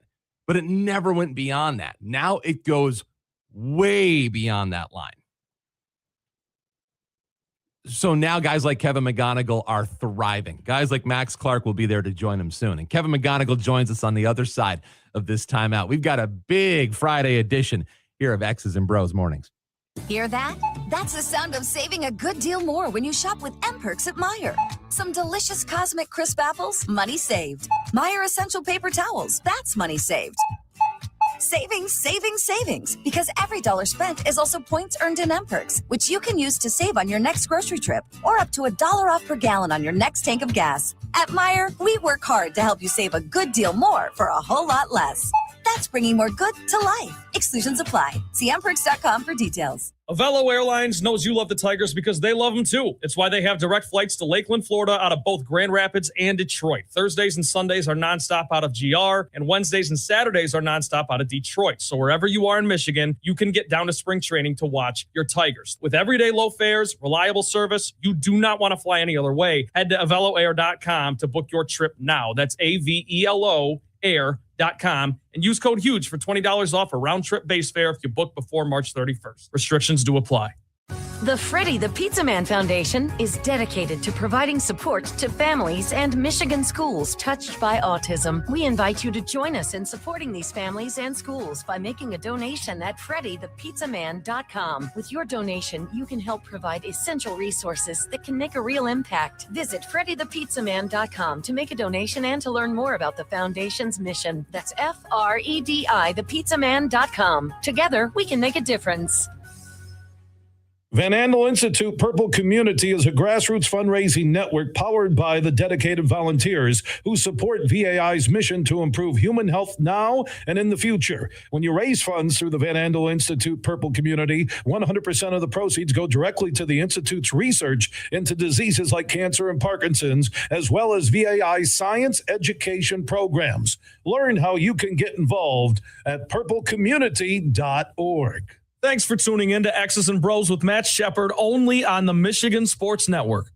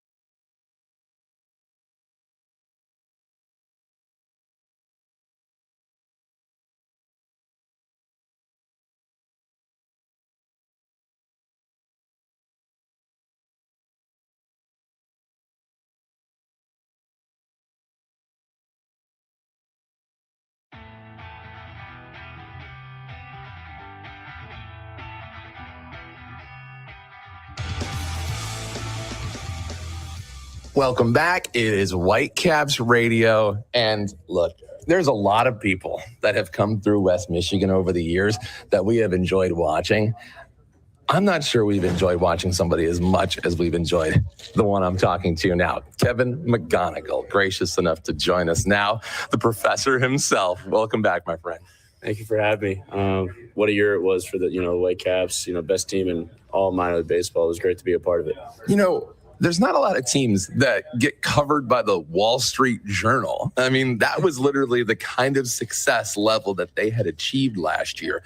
Now, I know that you were there for a good portion of it. You didn't get a chance to see how it finished out, at least in person, but I'm sure you were keeping track of it from where you were. Yeah, definitely. I kept up with the whole season. I, of course, had a few buddies that I play with on that team, and I knew they were going to go all the way. Just the team chemistry we had, the way everyone went out and tried to win every game is really special. That's the kind of team I want to be on, and it was just nothing but great things from all those guys on that team and the coaching staff as well. Isn't it wild to think that Lakeland won it all, West Michigan won it all, Erie had won it 2 straight years and nearly won it for a 3rd straight time. The Major League club gets into the postseason. I mean, just in terms of what you just said, the competitiveness, what is it about this org that allows itself to achieve that kind of level? Because a lot of teams don't do that. Yeah, I think the biggest thing is just the group of guys we have in this organization. It's a lot of guys that go out and play for each other, not just themselves. And they play for the D on the front of the chest, not the name on the back, which is the best part about this organization. And, from talking to other guys like in the fall league, asking how other orgs are, there's a lot of guys that go out and just play for themselves. And I think, again, this is the best thing about this. And that's why we have so much success winning is, going out and playing as a team, not just, being selfish. Did you realize when you got drafted, because it was part of kind of a regime change around the time that you got picked, that Max Clark got picked, and I think Scott Harris and his entry into this whole equation really signaled a big change as to how things were going to be done differently. And now it doesn't take a long time to look and see just what those changes have looked like and how different that it's been. Yeah. How fortunate do you feel to have ended up in an org that allows this sort of thing to happen, that allows you to grow like this and allow your teams to do that too? Yeah, I think, I got really lucky with the Tigers picking me and, the coaching staff here, the training staff, they're all here to try to get you better and better each day. And I can't thank this organization enough for the, only the few years I've been here, but I became a better human and a better baseball player already. And I'm looking to continue to grow in this organization. We're talking with Kevin McGonigal. Okay, so talk to me about one of the organizations inside the big organization. Talk to me about West Michigan and what that played and what role that played in your story and what that place means to you. Yeah, coming out of Lakeland and Low A, I heard nothing but great things in West Michigan and the fan base, the stadium, the facilities in that area, the city of Grand Rapids, I heard it was beautiful. And it definitely didn't disappoint me. I got there and it literally was everything everyone told me. And, I had the greatest time there playing baseball in front of all those fans with, all my friends, and going out and winning almost every single game when I was there was really special. And, just like brand new grass, brand new dirt, brand new weight room, cages, literally everything was brand new. Clubhouse was brand new. It was honestly, the best facilities I played at in, my whole career. Well, good timing on that end because you were there, Max is there, Josue is there. What do you remember most about Grand Rapids? The city of Grand Rapids? I mean, I know it's Beer City, and I know you weren't 21 yet, but what do you remember most about the city? That's a good question. Definitely Boulder Creek, the golf course. Literally, we played there every off day. We had a foursome that went out, and we would do a 2v2 scramble, and whoever lost paid for the stakes that Sunday and or that Monday. So definitely Boulder Creek. I'm going to have to send that directly to them. All right. So what do you remember about the staff for the Whitecaps? Of course, Cat was great. He was a winner. He, definitely a player's manager, a guy you want on your side. And just, the whole staff. We had Bredesen, we had Matt Malott. I mean, just great guys all together trying to win a championship all year round. And you could definitely tell being around those guys. So now you find yourself in a different situation. We walked in and saw you in the Tigers locker room. It was only a matter of time until I saw you in this locker room. And now you get a chance to at least be here with this group. You made it through all of spring training in big league camp. How much did that mean to you? Meant a lot. I worked so hard to get to this point in my career, and I have a lot more growing and, a lot more things to work on in my game to get better and better at. But I think this is the best way to learn is surround yourself around guys that have been through it already and guys that go out and play at the the highest level of baseball. So, just being around them, seeing how they go about their day and asking questions and just learning as much as you can from these guys. I think that was the biggest thing I took away from this camp. When it comes to this camp, you got a chance to see a lot of major league pitching. You got a chance to play next to a lot of big leaguers. In terms of what you learned, I know it's a quick study because it's been, a month or two? I don't know what time you got down to Lakeland. I'm curious about how long you've been here since then. Yeah. But what have you learned about playing with that level of talent over the course of the last few months? The biggest thing I've learned is, there's no one messing up ever. There's pitchers that land their pitches almost every time. And, if they miss, they only miss by a little bit. So that was the biggest thing I've learned so far is just, trying to shrink the zone and make them come in the heart of the zone. What's up, man? That was my biggest thing is just being, selective in the box and not trying to be over aggressive. We're talking with Kevin McGonigal. All right. So before we go, sometimes guys asked to be able to say a few words to the people back in West Michigan, whether it's just what it meant to you, thank you for everything. Is there anything that you'd like to say to the Whitecaps staff and fans? Yeah. First off, I want to say thank you to everyone that came out and support, and thank you to the staff for, making this past year, such an amazing year for, the players and the coaches. And thank you again to, the best fan base in all of minor league baseball. Now, you also, before we came on, we mentioned you got a bobblehead coming this year. Yeah. How excited are you? Is this the first bobblehead you've ever had of yourself? First ever. I'm super pumped. I'm hoping I get a few to give out to, my family and have one for myself. So we'll see. That's right. Attention, Whitecaps, Jim Jarecki, please, on that. Kev, congratulations on a great spring. Hope to see you a lot up in Detroit this season. Go get him the rest of the way. Thank you. Thank you, guys. That is Kevin McGonigal right here on Whitecaps Radio. Huge year for Josh Garvey and his team at Dorn Mayhew, West Michigan. Now they continue to grow. They got their worldwide headquarters in Troy, Michigan on the east side of the state. They are worldwide. They are the leaders when it comes to accounting, CPA, and business needs. Simple and easy. Just Google Dorn Mayhew.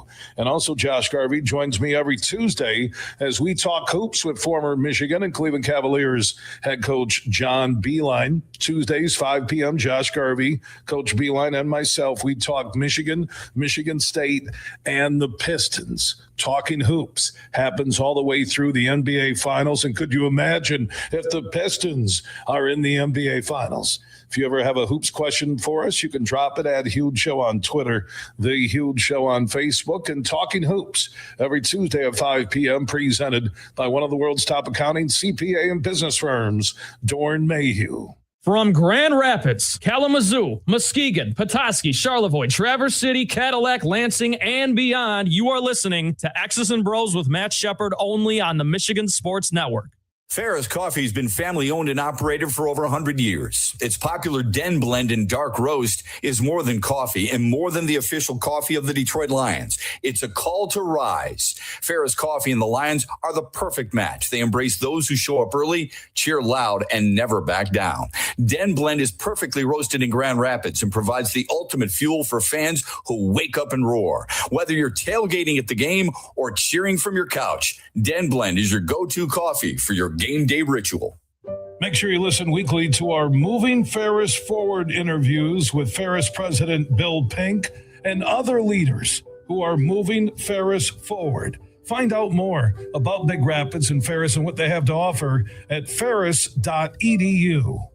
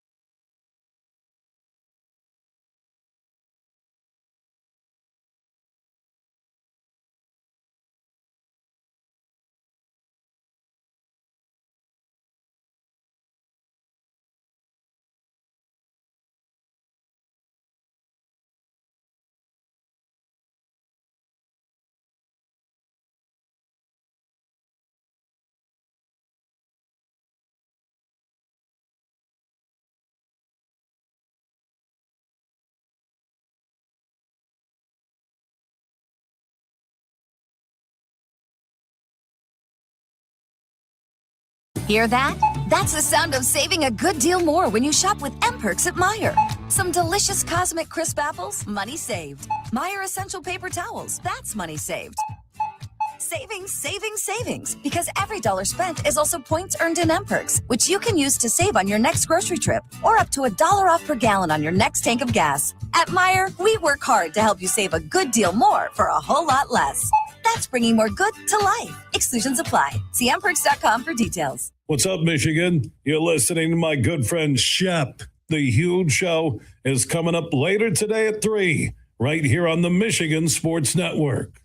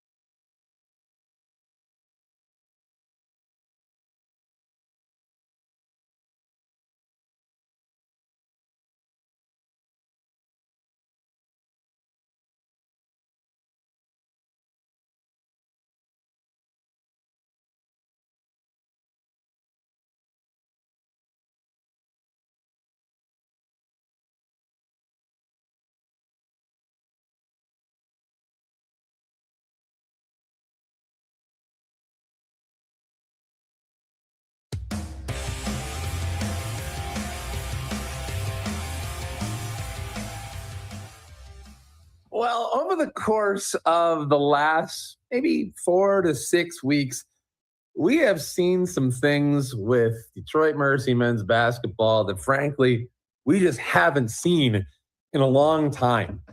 There were games that mattered. There were regular season games with big-time implications. There was a home postseason game that actually allowed them to get to Indianapolis. And after all of these years, for the first time in over a decade, it was Detroit Mercy men's basketball getting to the place they had been so close to getting to for so long. They got there.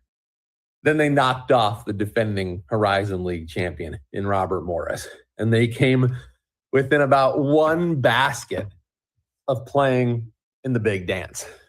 All things considered, you look at what the body of work was this season, and there are so many things to take away from it. And there's so many things that I know just in terms of the simple laying the groundwork aspect. You get the idea that even though maybe names will change, faces will change, the important things, the things that need to be in place are there. And this is way more important than any one player or any one part of a team. We've seen it. We've seen teams that have had one go-to player. And we've also seen the collaborative efforts. And I think we all know which one has been more successful. And a big reason for that is because of the head coach. Mark Montgomery, gracious enough to join us here on Tighten Up as we put a bow on everything that was the craziness of the last 2 months of the season. Monty, are you finally able now, with a little bit of distance on everything, to appreciate what your team was able to accomplish? You know, Dan, I want to appreciate it. Things just move at, full speed. It's just, you get through it. Next thing you know, you're in the conference finals. Like you said, we're a play away.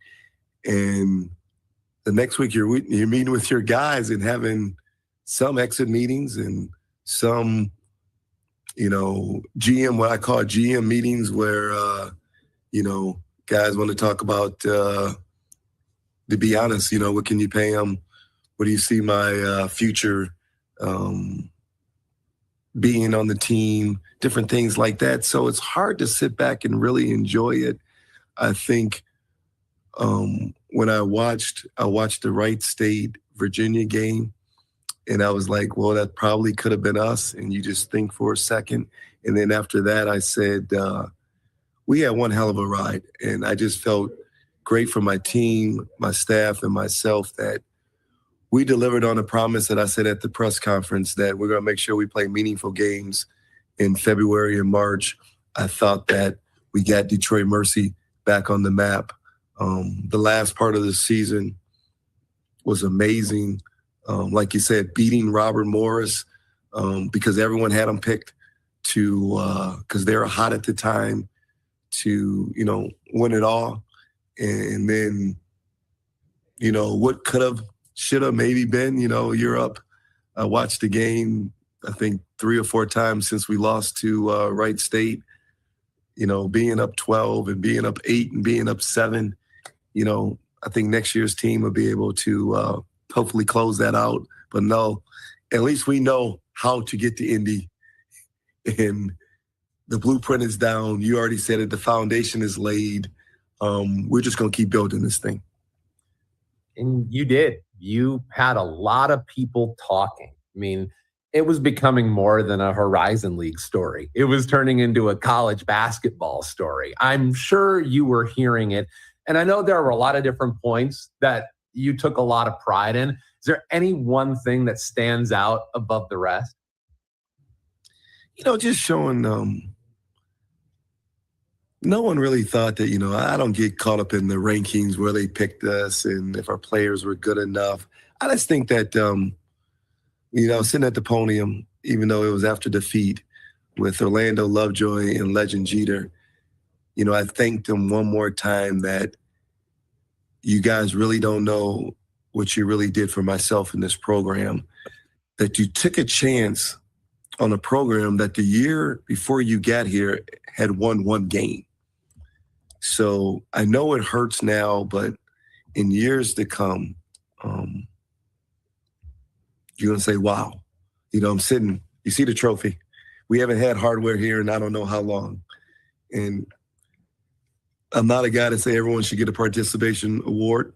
I didn't even know they had a runner-up trophy. But from where we're at and how we started the year, because we had a tough schedule. And some people probably jumped off the bandwagon early.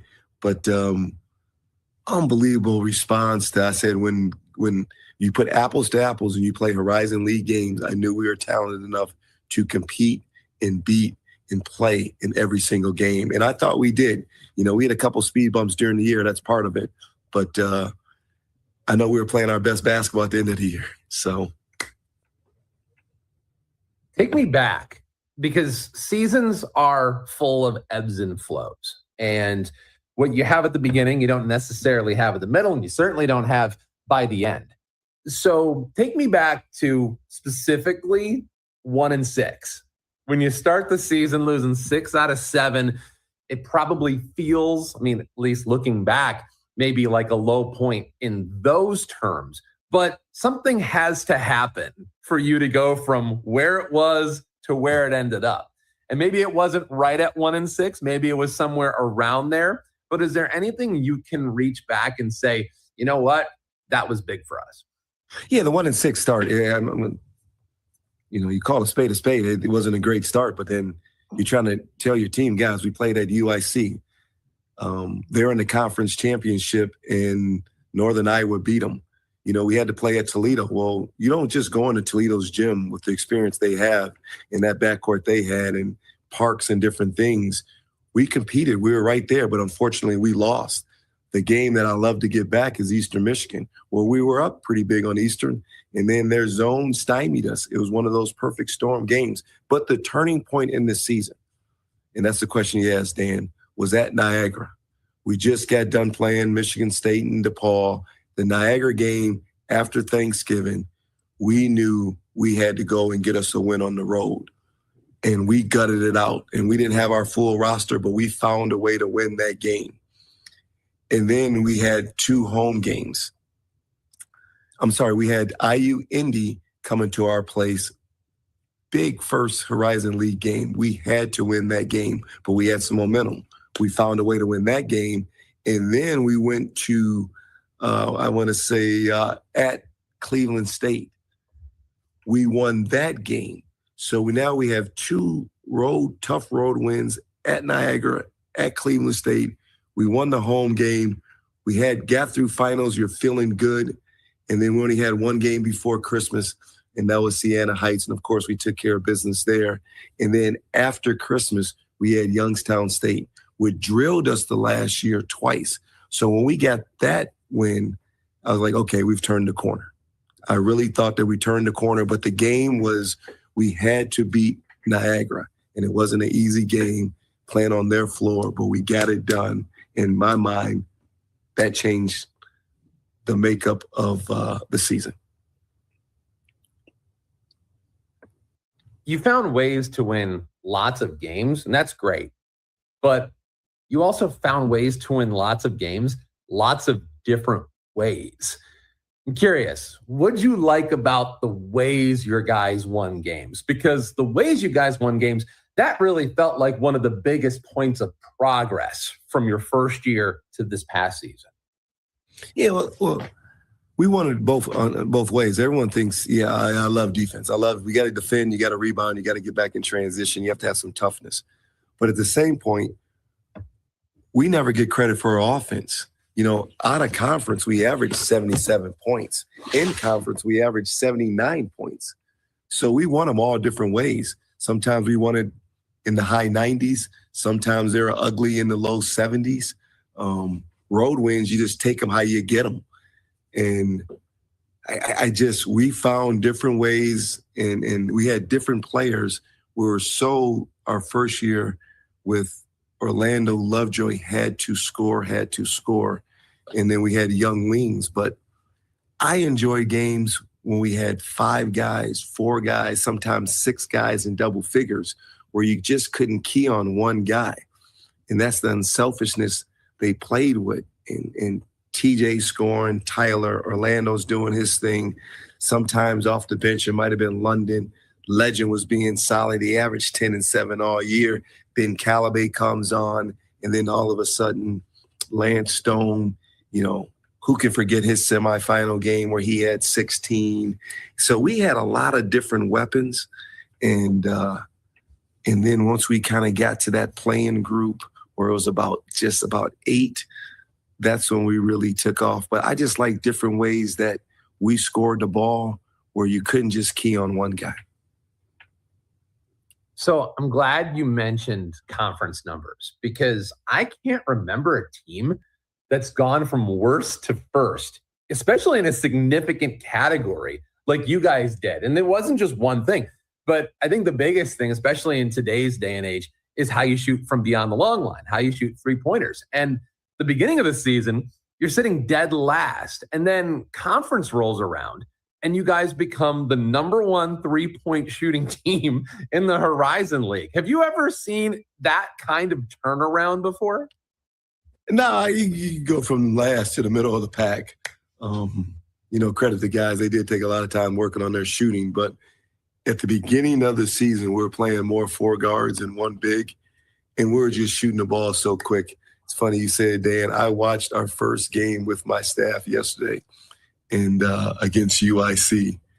And I was like, gosh, I thought I was a good coach. We look awful.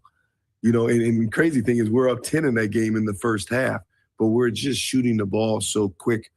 And it seemed like we're on defense more than on offense. So, when you stay the course and you improve every day and you kind of simplify some things and guys buy into their role, that's how those percentages kind of went up. I always say we're a good free throw shooting team because when Orlando Lovejoy shoots almost 90 and TJ's where he's at and Tyler and Lance, and they're getting fouled the most, it helps your percentages. But the right guys were taking shots, especially those threes. So that's why we shot such a high percentage. And then those passes were sometimes drive and kick, sometimes they're in and out, sometimes they're in transition. So good shots were being taken. I find it interesting that you guys went back and watched your first game of the year just the other day. What kind of objectives are you? Is this just sort of a, then and now contrast, or was there more to it? Because I'm sure that you guys have kind of off-season projects that look and sound like that. Yeah, well, one of my projects that I told my staff that if you can find a way to watch every game at least one half, and so if you played 30-some games, it might take you 2 months. Sometimes you're going to get through a whole game a day. So it's 30 days to invest in how I can improve. I said, well, how can I get better after game 1? And we were making mistakes we were playing small, and we were making mistakes on our 2 and 4s or our 1s and 3s not switching. Our ball screen defense, they had that game, they were going high ball screen and we're getting refused. We weren't in the gaps like we were supposed to be. Our baseline out of bounds, it was a joke. And then if you look from then and now, at the end of the season, we were just so much better in it. I don't think it was a lack of preparation. You go everything, but then I'm looking back and saying, okay, next year in the fall, we're going to do X, Y, Z. So I go back to the first part of because no matter what, you have to play non-conference games before conference games. We were so much in that game, Dan, on offense, 1 pass, 1 shot, 1 pass, 1 shot. It would make you sick. And I probably gave them too much freelance because we were more motion, pass, cut, freelance, make plays instead of having a little more structure. So it's different things you get out of it. I don't want to relive a loss. I want to look at all the wins. But if you're going to get better, you have to critique yourself. You have to be honest to yourself and find ways to get better. So one of those things I say, you got to go back and watch every single game from the start to the finish. You're going to enjoy the games that you won more. And unfortunately, Like my wife would say, or my kids would say, well, Dad, that game was already played when you lost. I say, yeah, I got to relive it one more time. But I just want to get better as a coach and a staff to get our players better moving forward. Mark Montgomery joins us. So between all the tape watching, you're also smack dab in the middle of retention season. Does the season you guys had, just essentially being kind of the breakout team of the conference, does that make the portal easier to navigate or tougher? The portal is never going to be easy to navigate unless you have Kentucky's budget of $22 million. The portal, I keep saying, it is you have to have a lot of money and resources to get in that thing. Now, he hasn't signed yet, but we've signed that. Well, we have a commitment from a Division II kid, but the portal doesn't technically open till I think the 7th and 8th, but really it's already open. I think we have retained most of our guys right now. I think TJ's the only one that's testing the waters, but that's, it could change. And hopefully our players haven't signed contracts to come back yet, and hopefully we can get that done next week. But it's part of college athletics. So us being successful, I think it has helped because we've got a lot more phone calls, and we put some other players on notice that you can come here and be successful. But you still have to vent tape. You still have to call coaches. You still have to talk to the coaches where they played at. So it's still a lot of work when you're in the portal, and it's a lot of hours. So you just kind of have to, my main job was to see who I'm going to retain. And then I would have to, because no matter what, you need 2 point guards. You need 3 or 4 wings. You need to have a starting 4-man and a backup, and you need a couple centers. So that's my focus, to make sure. And our freshmen, they're already signed anyway. But you need those key possessions. When you're losing Orlando Lovejoy and what he did for the team and what he averaged, I knew we needed another PG right away. So you mentioned TJ Nadeau, who was your second leading scorer last year, 13 a game, shot ridiculous from 3-point range. But I think it bears mentioning, and nothing is a guarantee. I mean, just a year ago, it looked like Orlando Lovejoy was going to be in the portal, and then he ended up being the focal point of your team last season. But if you can, I figured I'd just give you the floor just to kind of speak to what TJ meant to you guys. Well, I mean, he made 13 all conference. His improvement from his freshman year to sophomore year, humongous. He started every single game. He was on scouting ports. So you had to be there on the catch, or more likely, like you said, he almost shot 50%. It was going in. His defense got better. He could start going off the dribble multiple times where it wasn't just catch and shoot. So how college basketball is now is when you have a breakout season like that, you shoot a high percentage and you get better. Other teams take notice. He's testing the waters. Hopefully we get him back. But you have to understand, in this climax of college basketball, someone else might come calling with a better offer. I just know that he was a vocal point on this season. He would be a vocal point of next season if he does come back. But how college athletics is now, when you have your guys, and you have to enjoy them while you have them. I think he loves a lot of stuff about this university, and academically and athletically, but he has a lot of people calling. He has an agent, so he just wants to see where his market value is, and maybe he can go up a level, and he just wants to test that. So you have to, as a coach, you got to respect that, because at the same time, players always use that. Well, we helped the coach win, which they did, and people came calling, I would at least have to listen to what they're saying. Mitch Lyons here, founder of Mitch Lyons Wealth, where we create your best game plan to protect, grow, and win retirement. I'm here with Tiger legend Kirk Gibson, who we are proud to support and partner with on the newly opened Kirk Gibson Center for Parkinson's Wellness. Thanks, Mitch. We appreciate your support, and we are excited to have recently opened the center in Farmington Hills. It provides exercise therapy and educational programs that are helping the Parkinson's community. just like Mitch Lyons Wealth helps improve the quality for their clients' retirements. This center helps improve the quality of life for people with Parkinson's. And Gibby, the best part of all is that access to the center is available to the Parkinson's community free of charge, right? That's right, absolutely free of charge for people with Parkinson's and their care partners. You hit a couple of the most famous home runs in Major League history, Gibby, but I feel that your greatest hit will be the positive impact the Kirk Gibson Center is making in the fight against Parkinson's. Mitch, since my diagnosis, I get up every day and focus on winning that day. This center encourages others to do the same. Awesome, Gibby. To learn more, go to kirkgibsoncenter.org. The Michigan Sports Network is your exclusive home for X's and Bros with Matt Shepard and The Huge Show later today at 3 p.m. Huge here for the Michigan High School Athletic Association.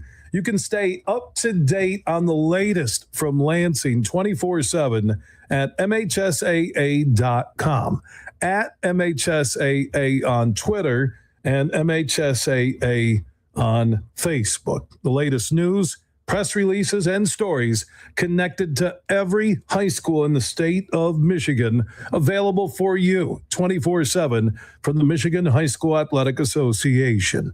Log on to MHSAA.com, at MHSAA on Twitter, and MHSAA on Facebook. And if you're looking for archive boys and girls high school sports, MHSAA.TV. That's MHSAA.TV. 24/7, everything you need to know about high school sports in Michigan. Log on to MHSAA.com.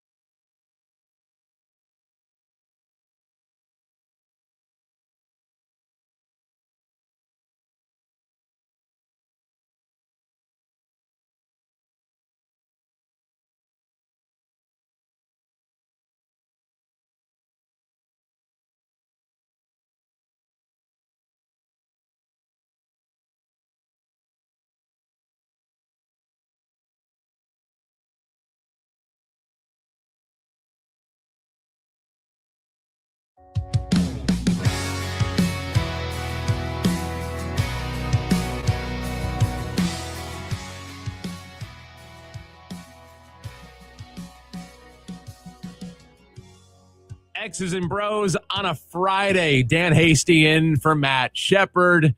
I can't stop thinking about the last time I was here, or at least supposed to be here. Trent Balley's our producer, and I had to lean on a producer, in this case Trent, harder than I've ever had to lean on a producer in my entire life, because I woke up and realized I had no speaking voice. And Dan called me to prove it. Dan Hasty called me, and I could barely hear him. This is like 5 a.m. Hey, Trent, real quick, I woke up late, but also I have no voice. No, I had no speaking voice. I had a sinus infection. And it's funny how that sort of comes around this time of year when the seasons will change, but it's almost like I can set my watch to it. I'm sure you probably can too. Yeah. At some point this time of year, we'll feel like we all get sick. And it's also, there's allergies too, like seasonal allergies kick in around this time too for certain people. So Had no voice of any kind. So we played the let's see how many interviews we have game. And we went through our phones. We went through to see, because thankfully I'd just gone to Lakeland. So I was able to catch up with a bunch of guys. Max Clark. I think Kevin McGonigal was also there this time last year. So I think we talked to him. So I guess it's our yearly check-in now. What a difference a year makes, you know? No kidding. And I know we got 161 to go. I'm going to say it all morning long, but holy cow, what a debut. Trent was just asking about my family and how everybody's doing. And essentially, going into a baseball season, and you can ask anybody this. You can ask Dan Dickerson. You can ask Jason Benetti. I mean, essentially, when you go into an everyday proposition for 6 months, you basically just see your family and you say, you know what? I wish you the best of luck in all your future endeavors. I hope everything goes great for you guys, and I'll see you in September. This is going to sound crazy, but that can sometimes be a thankless job. You guys do incredible work. It's like you're calling a game every single day, pretty much, right? Like taking care of yourself, taking care of your mental health, all that stuff. People don't realize all the time, because it can be such a fun job, and it is a fun job, but how much goes into it beyond that. So credit to you guys. Thanks. Trent was asking if my folks, or my family in this case, come to the games. Well, they'll usually come about maybe like 5 or 6 times over the course of a season. And I'll never forget one of the games last year. So we were getting ready. We were just going on the air. We were literally, I think, in the open, or this is a little kind of inside baseball for some of you who really enjoy, the art that is radio. Well, we were in the pregame show, and we don't have a Trent in this case for baseball. We don't have a producer back in the studio. We kind of run everything there from the ballpark. That's impressive. So we have this kind of like this hotkey list that we play all of our commercials from. We also have what's called a button box. In the radio business, that's essentially a box that controls you and being on the air. So you have, essentially, they sort of give you the keys to the car. It is the crown jewel of what you do. Yes. So they give you this box. They essentially say, at X time, you're on the air. Take this box, and when your broadcast is over, hit the big red button, and you're done for the night. Well, what they don't tell you is that young kids, little kids, if they see a big red button, they like shiny things. What do you think they're going to want to do with it? Press it. And they're going to want to press it even more if you tell them not to press it. Correct.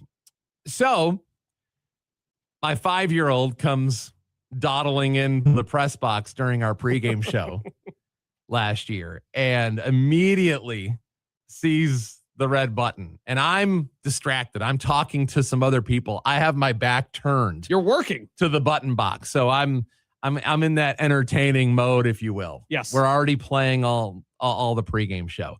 And all of a sudden I realize that my daughter is at the button box, and she has her hand way too close to it. And I don't know if she's already done it or not. So immediately I just double check, and sure enough, the regularly scheduled programming was playing and not our game.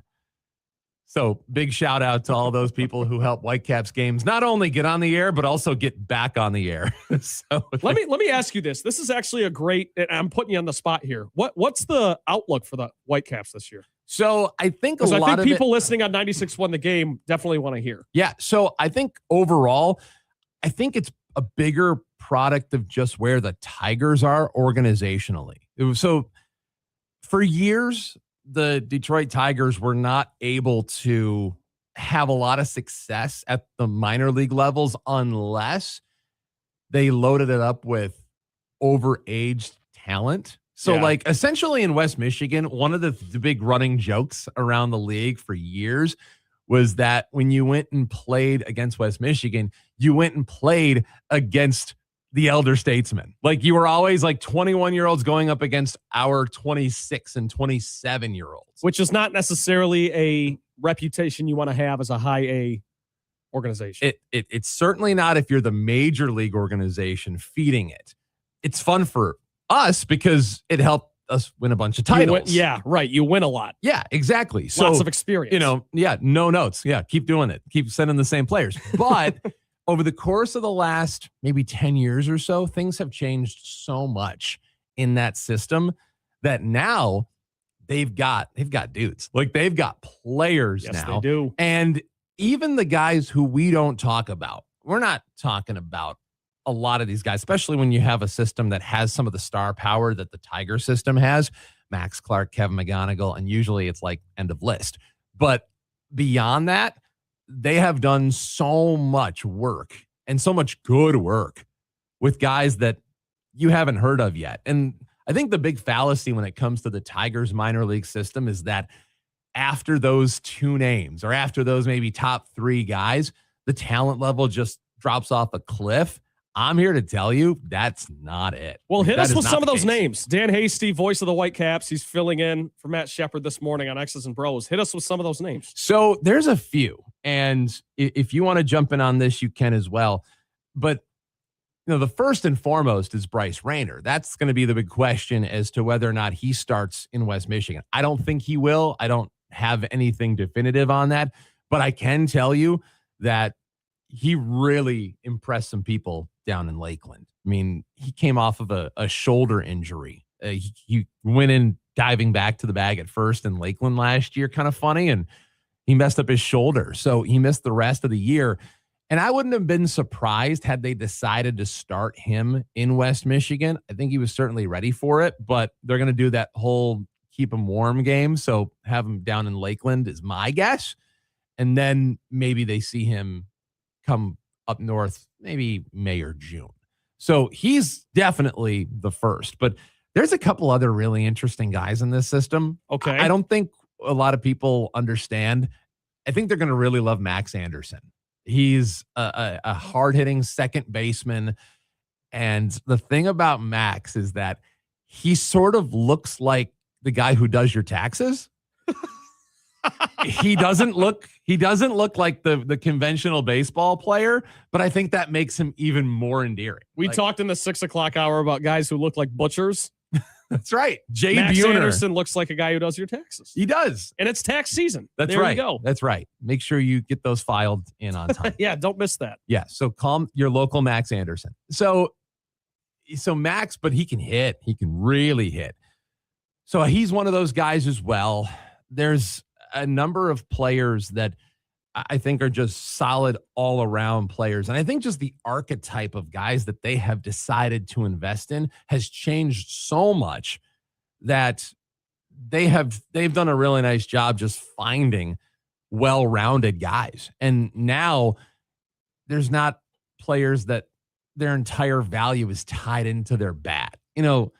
For so many years, and look, they had a lot of success during this period of time, but like those early 2010s Tigers teams, they had guys whose value was so tied up in what they did at the plate, and they didn't really do anything else, that if they went 0 for 4 on a given day, it's like that line from Office Space, the movie. What do you say you do here? Like, if you don't hit, what are you doing? Yeah, what are you contributing to a productive baseball team. But now they actually have these well-rounded guys. That's the difference.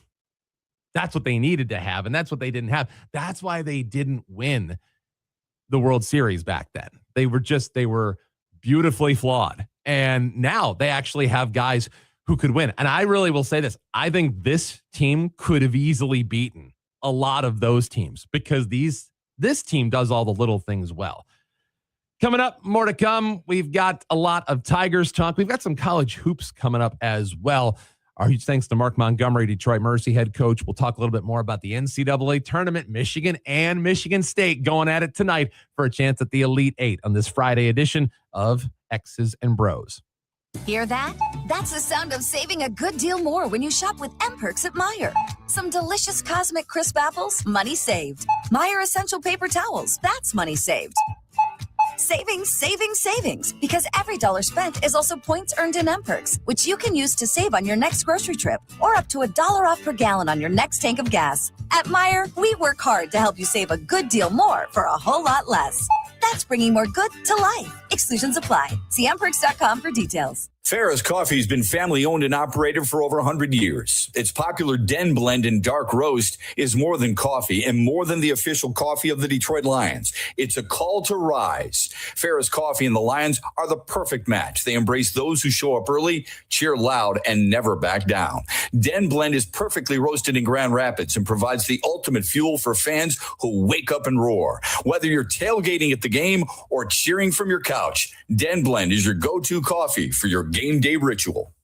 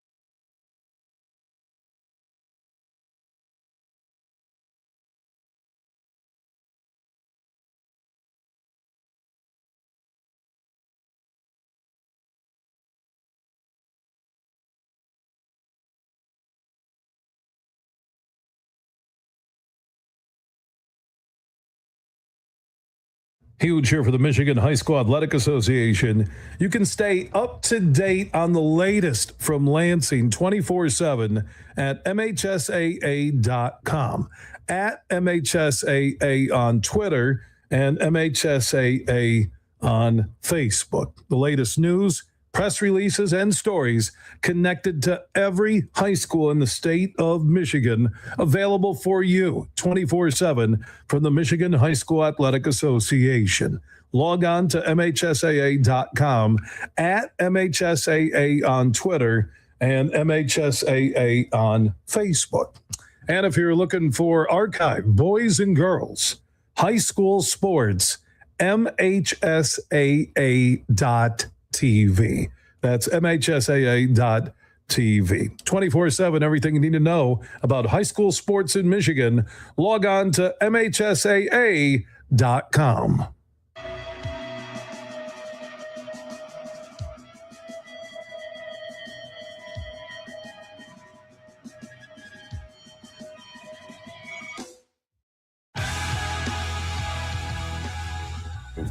Welcome back. Whitecaps Radio. I almost feel like we can't start a year unless we get Jason Beck some time with us here on Whitecaps Baseball. So he's back. JB, great to see you.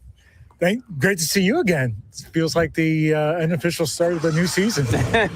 Well, we try to sneak it in just before we get things taken off. So let's talk a little bit about what this offseason has been. There's so many people back in Michigan that got a chance to see the Tigers make a big move. A couple of big moves, if you include some nostalgic moves on top of that. Regardless, I know there's a lot more people that are really excited to see what this year looks like, given everything that's going into it. What's your sense on what this offseason was, and how important was it for the Tigers to be at least as active as they were, given the pieces that they added? Yeah, it was a little bit of a waiting game because, there was a large stretch, as you know, of the offseason where it's like, okay, they're going to do something, but we're kind of waiting on it. And then it gets to, the start of February, and it's like they are going to do something, I think. And then, they pounce with Framber, and you figure that's going to be like their big pitching acquisition. And it was the biggest one. But then, I had just arrived in Lakeland when the Verlander deal went down. And it's like, oh boy, this is a whole new, this is a new one for me. Obviously they've acquired many pitchers that I've covered, but to have a pitcher of this caliber coming back at this stage of his career, I think is a whole other storyline that will be worth following for the season. And to that point, there's just not a lot of pitchers who can pitch until they're 43 years old. I mean, off the top of my head, Nolan Ryan, Roger Clemens, there's just not a lot. So it puts him in that rarefied air. And I'd have to imagine it's such a huge point of pride for him to be able to continue to be doing what he's doing. How's he look so far? He's looked good. I mean, it's been a process, as you would expect for a 43-year-old pitcher now. The velocity builds as spring training goes on. It was not where Justin would have liked it to be early on. It is building now to where he was, I think he was averaging about 94, touching 95, 96 last time out. The secondary stuff is still great. You watch him flip that curveball in, and it's like a flashback to that no-hitter against Milwaukee in 07, where it's like he's dropping it. Now, there's a difference. That curveball in 07 was coming in at 84, and now it's 77, 78. But the way he can use it and freeze guys, it's like going back in time. And then you throw in some of these new additions like the slider. Now he's got a sneaky good sweeper that, I wouldn't be surprised if we see a little bit more of. And, he has a changeup. He is is he the same pitcher that he was before? Obviously not. But he is a more well-rounded pitcher, I would argue, than he was at any point during his previous Tiger stint. Aren't you just kind of excited to see what this iteration of Tiger's organizational leadership can do with somebody like him, considering he already knows how to pitch. That's not the hard part. You don't have to teach him that. It's just optimizing the stuff that he has, and that's what they're doing throughout the entire system right now. Yeah, I mean, it's fascinating at the bookends right now in that you have, Verlander at this point of his career, taking advantage of, some of the advanced knowledge and showing that you're never too old to learn new tricks. You have guys like Skubal and Framber in their primes, Riley and Torque coming into their primes. And then at this young end, you have Kevin McGonigal. We've had Max Anderson and John Peck in all spring training. You have guys just breaking in who have this incredible advantage of being around some of these seasoned veterans, especially a guy like Verlander, and it produces a level of awe. And it's fun to see the range that this clubhouse produces in terms of experience, age, and performance. And they're bringing in somebody who can also add a veteran presence to a group that has primarily been brought up as young talent through the minor league system, which is just hard to fathom for many different reasons. And I'm sure we could talk about that off the air. But now I can't help but go back to a time that you just talked about, 2007, 2006, especially. And it's hard to believe, but I almost think about Kenny Rogers and when he came in and have that opportunity. So to be a part of that and to be able to harken back to those days, they're not stylistically the same, but there has to be some potential that there can be some similarities there. Yeah, that actually popped in my mind at one point that Justin is in that Kenny Rogers role, when Kenny came over. I mean, obviously Kenny didn't have the history with this organization at that point, but just in terms of that experience and kind of being that mentor, which makes you wonder, okay, who's in the Verlander role this time around? Is it Jackson Jobe, who's working his way back from Tommy John surgery? Is it Troy Melton, who's going to be delayed while he works back from, a little bit of arm issue? Is it somebody we haven't thought of yet? Is it Jake Miller, who found himself in the fortuitous position of having a locker in that little, starting pitching corridor and was in awe for a while? It could be, a little bit of all those guys. In fact, I think when you make a signing like that, part of the idea is that he can benefit, as much as you get from Justin the pitcher, Justin the mentor, and he has talked about trying to be more of a mentor now, can rub off and pay dividends with multiple guys. Well, certainly seems like the kind of guy you'd want teaching your 101 level class. I don't think a lot of young players get somebody like Justin Verlander, a coach and just as much a competitor, still on the field today. Jason Beck, thank you very much for joining us. Excited to see what this Tigers looks like this year in 2026. Don't forget to come see us in West Michigan. Absolutely. Can't wait to make the trip over. There's going to be some great young talent over there. That's Jason Beck right here on Whitecaps Radio. You're listening to X's and Bros with Matt Shepard on the Michigan Sports Network. We'll be right back after this break, but while you're waiting, be sure to vote on our daily poll question presented by MitchLyonsWealth.com at XB Mornings on X. Huge here for Josh Garvey and his team at Dorn Mayhew, West Michigan. Now, they continue to grow. They got their worldwide headquarters in Troy, Michigan, on the east side of the state. They are worldwide. They are the leaders when it comes to accounting, CPA, and business needs. Simple and easy. Just Google Dorn Mayhew. And also, Josh Garvey joins me every Tuesday as we talk hoops with former Michigan and Cleveland Cavaliers head coach John Beilein. Tuesdays, 5 p.m., Josh Garvey, Coach Beilein, and myself, we talk Michigan, Michigan State, and the Pistons. Talking hoops happens all the way through the NBA Finals. And could you imagine if the Pistons are in the NBA Finals? If you ever have a hoops question for us, you can drop it at Huge Show on Twitter, The Huge Show on Facebook, and Talking Hoops every Tuesday at 5 p.m. presented by one of the world's top accounting, CPA, and business firms, Dorn Mayhew. Mitch Lyons here, founder of Mitch Lyons Wealth, where we create your best game plan to protect, grow, and win retirement. I'm here with Tiger legend Kirk Gibson, who we are proud to support and partner with on the newly opened Kirk Gibson Center for Parkinson's Wellness. Thanks, Mitch. We appreciate your support, and we are excited to have recently opened the center in Farmington Hills. It provides exercise therapy and educational programs that are helping the Parkinson's community. just like Mitch Lyons Wealth helps improve the quality for their clients' retirements. This center helps improve the quality of life for people with Parkinson's. And Gibby, the best part of all is that access to the center is available to the Parkinson's community free of charge, right? That's right, absolutely free of charge for people with Parkinson's and their care partners. You hit a couple of the most famous home runs in Major League history, Gibby, but I feel that your greatest hit will be the positive impact the Kirk Gibson Center is making in the fight against Parkinson's. Mitch, since my diagnosis, I get up every day and focus on winning that day. This center encourages others to do the same. Awesome, Gibby. To learn more, go to kirkgibsoncenter.org. Hear that?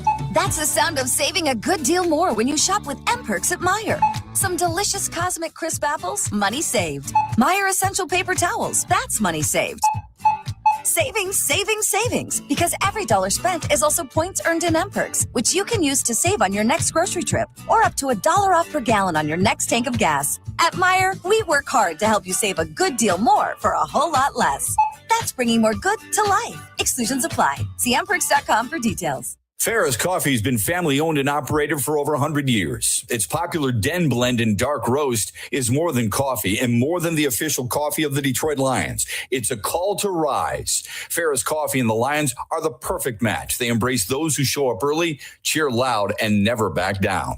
Den Blend is perfectly roasted in Grand Rapids and provides the ultimate fuel for fans who wake up and roar. Whether you're tailgating at the game or cheering from your couch, Den Blend is your go-to coffee for your game day ritual. From Grand Rapids, Kalamazoo, Muskegon, Petoskey, Charlevoix, Traverse City, Cadillac, Lansing, and beyond, you are listening to X's and Bros with Matt Shepard only on the Michigan Sports Network.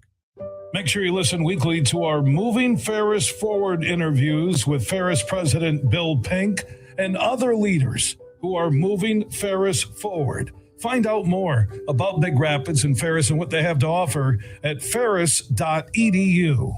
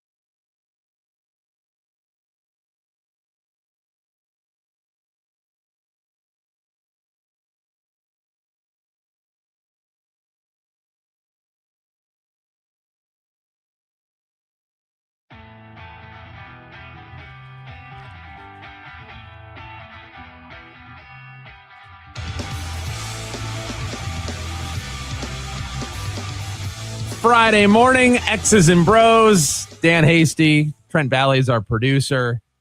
You know, a buddy of mine made the point the other day. He said, you know, back when college sports was nothing but a bunch of backroom deals, it was all SEC all the time. And now that everything's done above board, look at the Big Ten.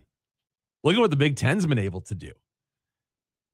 And now it's no more evident than here in the NCAA tournament.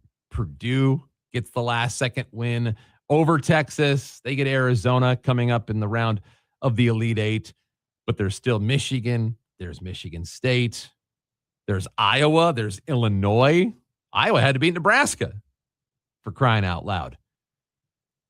There's also Kentucky. Oh, wait, never mind. They're not in it anymore. They lost to Iowa State. You're going to do that with Bobby Regan on the line? Bobby Regan of Barstool Sports is here. Bobby! Yeah, I mean, look, I know when a conference doesn't win a title in, 26 years, you got to take a shot at the bigger guys. That's right. So I'm used to it. This is what happens when college basketball is Kentucky. Kentucky's college basketball. Everyone wants to be us. I'm used to it. I'm used to hearing the knock when we're not in the Sweet 16. So, Bobby, new there. Bobby, I asked you the other day what your thoughts are on Mark Pope. You and I are on the same page. 2 years is not long enough. But going back to the Big Ten just quickly, because this is Big Ten country up here. Bobby Regan, Barstool Regs, with us on X's and Bros. Which Big Ten team left in the field do you think still has the best chance to win the title? I mean, it's Michigan, right? Like they are the second best team in the country behind Arizona, at least for me. Now, my only concern is they would play Arizona in the Final Four, so maybe I go Illinois because Illinois gets Iowa for a trip to the Final Four, but. Michigan's for sure the best team left. But yeah, it'll be interesting after tonight to see the Elite Eight matchups, and you can kind of picture the draw. Just because if Arizona and Michigan meet, that kind of feels like the title game. So we were talking about this earlier this morning. There's this year in and of itself, there's so many players that might be top 5 NBA draft picks in other years that are not going to be top 5 picks this year just because of how deep this class is. But among the players who are still in this tournament, I mean, we're talking about Michigan, Alabama, for example, tonight. And a lot of people in Michigan have not seen LeBaron Philon, and they're going to get a full dose of him tonight. In terms of who's left in this tournament, who do you enjoy watching the most? That's a good question. I guess in terms of who I like watching the most, I don't know. That's tough. Like I do like a Lipsy from Iowa State, just because he's kind of the prototypical college guard, right? Like he's not the Acoffer and he's not a Wagler. These guys that are going to go, top 10 lottery picks, whatever. Lipsy's just kind of been there at Iowa State. And he's, undersized, but he mixes it up. I still have a soft spot for guys like that who are really, really good college players. Who knows what they'll be in the NBA? So I guess with players left, Sturts is another guy that I think he'll play in the NBA, but just what he does at the college level, like I appreciate things like that more than just. The pure talent sticks out, obviously, but the guys like that, I just kind of appreciate more. All right, Michigan Sports Network. So we have to ask you. We're here with Barstool Regs, Bobby Regan. Michigan and Michigan State both play tonight. I want your predictions for both games and who's moving on. I think Michigan wins. Like I said, they're the second best team in the country. Now there is the variance whenever you play in Alabama, right? The point spread does not matter when you play Alabama because all that matters is how they shoot the ball. Because if you win, you're probably going to win by 100. If you lose, you can lose by 30. And it's just how Alabama plays basketball. They blow you out, or they kind of roll over and say, well, we went 1 for 19 to start the game. We're done. Michigan State obviously has the UConn matchup. I'm leaning UConn.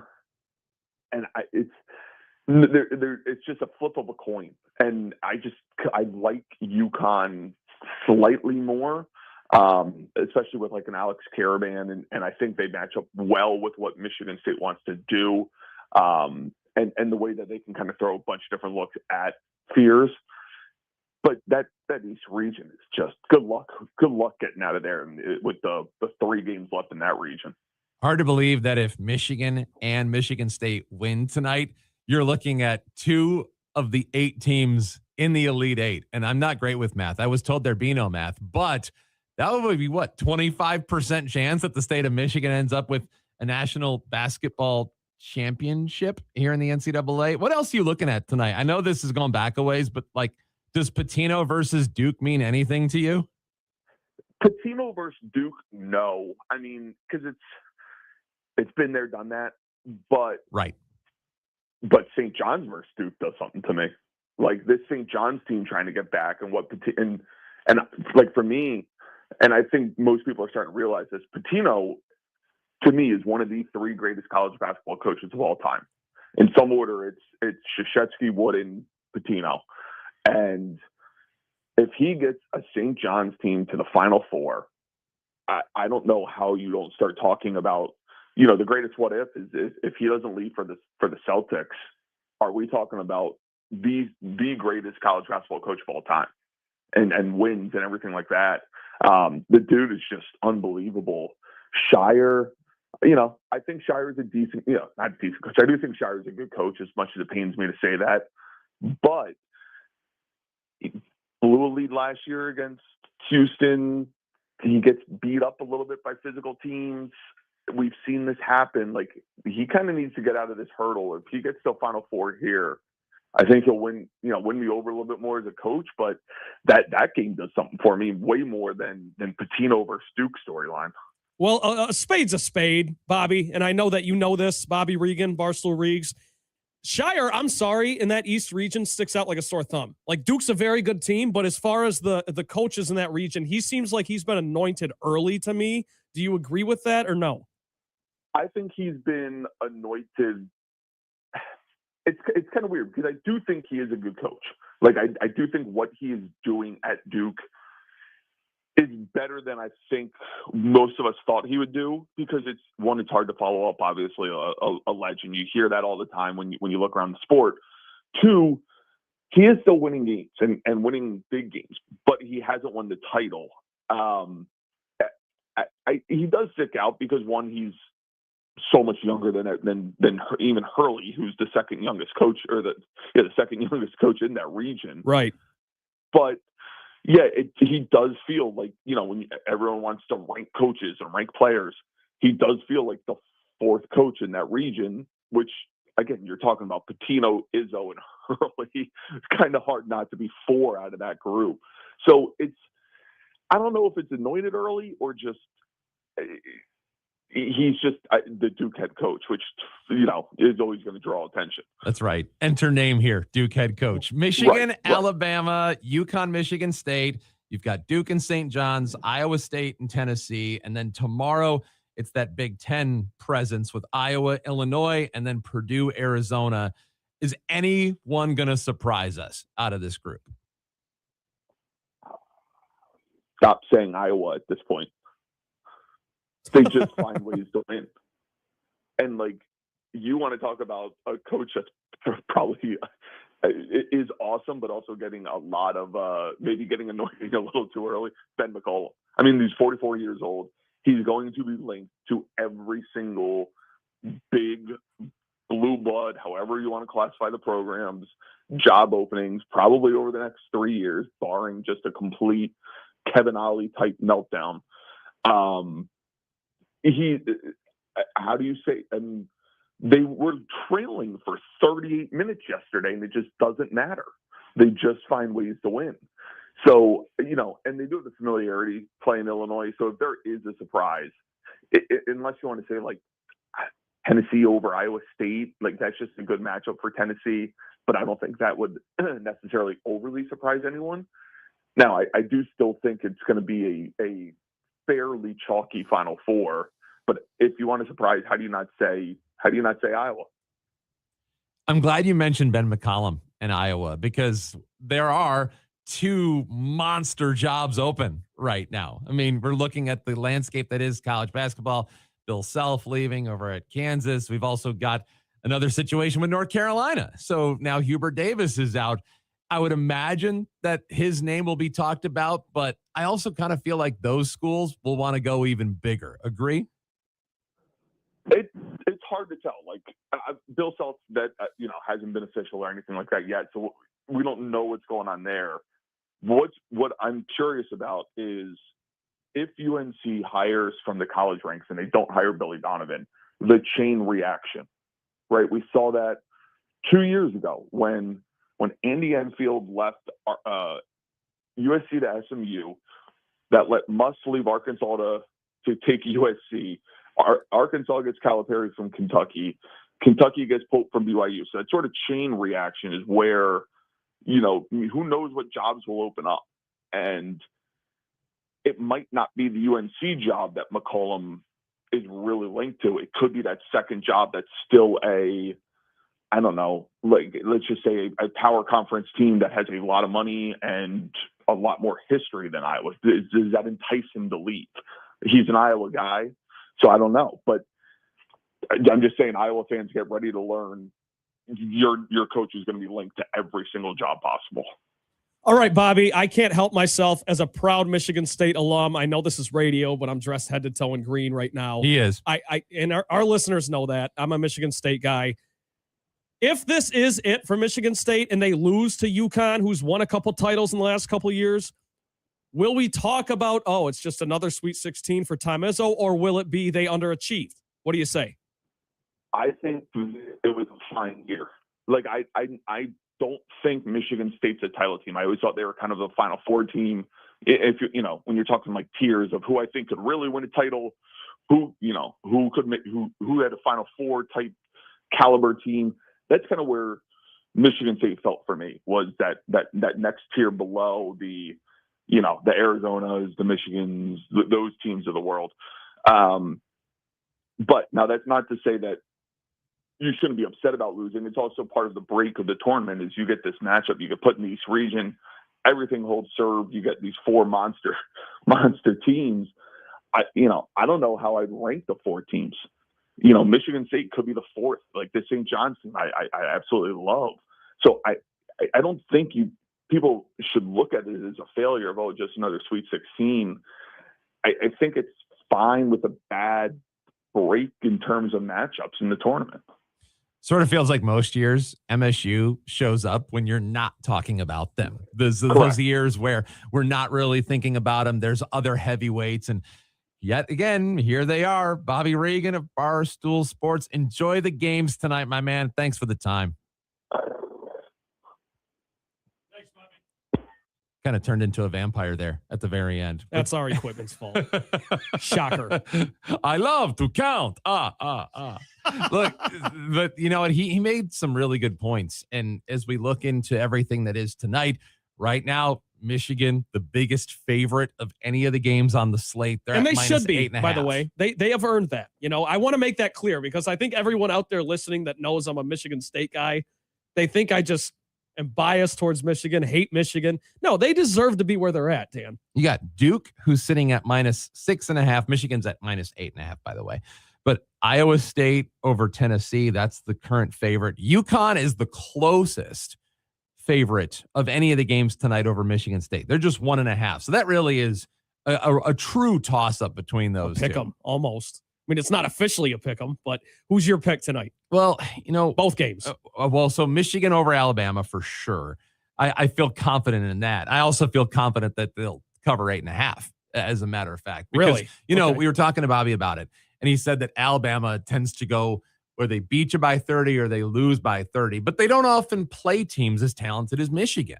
So I think it's going to be really easy for them to get in their heads to run into that game script, and it gets a lot easier to fall down the stairs when you're playing a team as loaded as Michigan is right now. Absolutely, and you're exactly right. It all depends, and Bobby's right too, it all depends on how Alabama comes out because they are one of those high-flying shooting teams. They like to get out in transition. They could win a game 95-94 because they don't defend very well either. I do think Michigan wins. I don't know if I'm with you. I think Michigan covers too, but I think Bama might give them a sneaky early run. And I think Michigan State wins as well. I think both teams win. It matters in every sport, but I feel like more so in this game, just because of what you just said, how that game starts is really going to dictate what that game looks like. So it's so important. It's so important for Michigan to come out and really run the table for the first 8 minutes or so. Get through those first 2 media timeouts, and if you're in good shape there, you're probably going to coast the rest of the way. Because the game that Michigan didn't do that in was the Purdue game in the Big Ten final, right? So, and they know that. Yaxel Lendeborg came out and said, we can't beat ourselves. I don't think they will. I think Michigan takes care of business. On the state side of things, I think this is going to be one of the best games of the tournament. I truly do. I think that 1.5 point spread is there for a reason. I just trust Tom Izzo over Dan Hurley. Call me crazy. I know Dan Hurley already has more titles in his short career. I love Tom Izzo in March. It's still March. It's March 27th. It's hard to go against Michigan State in this spot. I truly believe that. There really aren't a lot of point guards that you can argue against as being as good at what they do in terms of just being a floor general as Elliot Kadu and Jeremy Fears. I mean, those are two of the absolute stud point guards in college basketball. Michiganders are spoiled for sure. They're unbelievable. Because also what wins in March? Guard play. That's what that's one of the cliches, at least. Guard play and coaching. And I like Michigan State in that regard. And I love Michigan in that regard. And they both have matchups that they can certainly win, Michigan especially. But we know this time of year, Michigan State, it always sort of felt like over the last maybe 10, 15 years that whenever Michigan State was ranked top 5 or top 10, and they had the big recruiting class that came in, it never quite lived up to it. But it was always the year that they came in unranked, where they end up as a 2 seed or as a 1 seed. They've been to the Final Four as a 7 seed. It's been a little bit since they've been to the Final Four. Yeah. I feel like we need a 2019 little restock on Let's that. freshen that up, Tom. Let's go. It's been longer than we're used to for them. And as we get closer and closer, we are at that point where we could actually see those two teams all the way towards the end of the bracket. I mean, which Seth Greenberg has, by the way. I think a lot of people have that, especially around here. I feel like people from the state of Michigan are dominating their brackets this year. Yeah. There are so many different pathways, but I don't know the last time we had a interstate rivalry national championship game. It'll be fun for us. I don't really care about what everybody else thinks, but certainly it'd be fun for us. That's going to do it for this edition of X's and Bros on this Friday. Huge thanks to Trent Bally, our producer. And again, catch us next week as Shep is back in the captain's chair come Monday. I'm Dan Hasty. Thanks again for listening. Have a great weekend, everybody. We're out. Mitch Lyons here, founder of Mitch Lyons Wealth, where we create your best game plan to protect, grow, and win retirement. I'm here with Tiger legend Kirk Gibson, who we are proud to support and partner with on the newly opened Kirk Gibson Center for Parkinson's Wellness. Thanks, Mitch. We appreciate your support, and we are excited to have recently opened the center in Farmington Hills. It provides exercise therapy and educational programs that are helping the Parkinson's community, just like Mitch Lyons Wealth helps improve the quality for their clients' retirements. This center helps improve the quality of life for people with Parkinson's. And Gibby, the best part of all is that access to the center is available to the Parkinson's community free of charge, right? That's right, absolutely free of charge for people with Parkinson's and their care partners. You hit a couple of the most famous home runs in Major League history, Gibby, but I feel that your greatest hit will be the positive impact the Kirk Gibson Center is making in the fight against Parkinson's. Mitch, since my diagnosis, I get up every day and focus on winning that day. This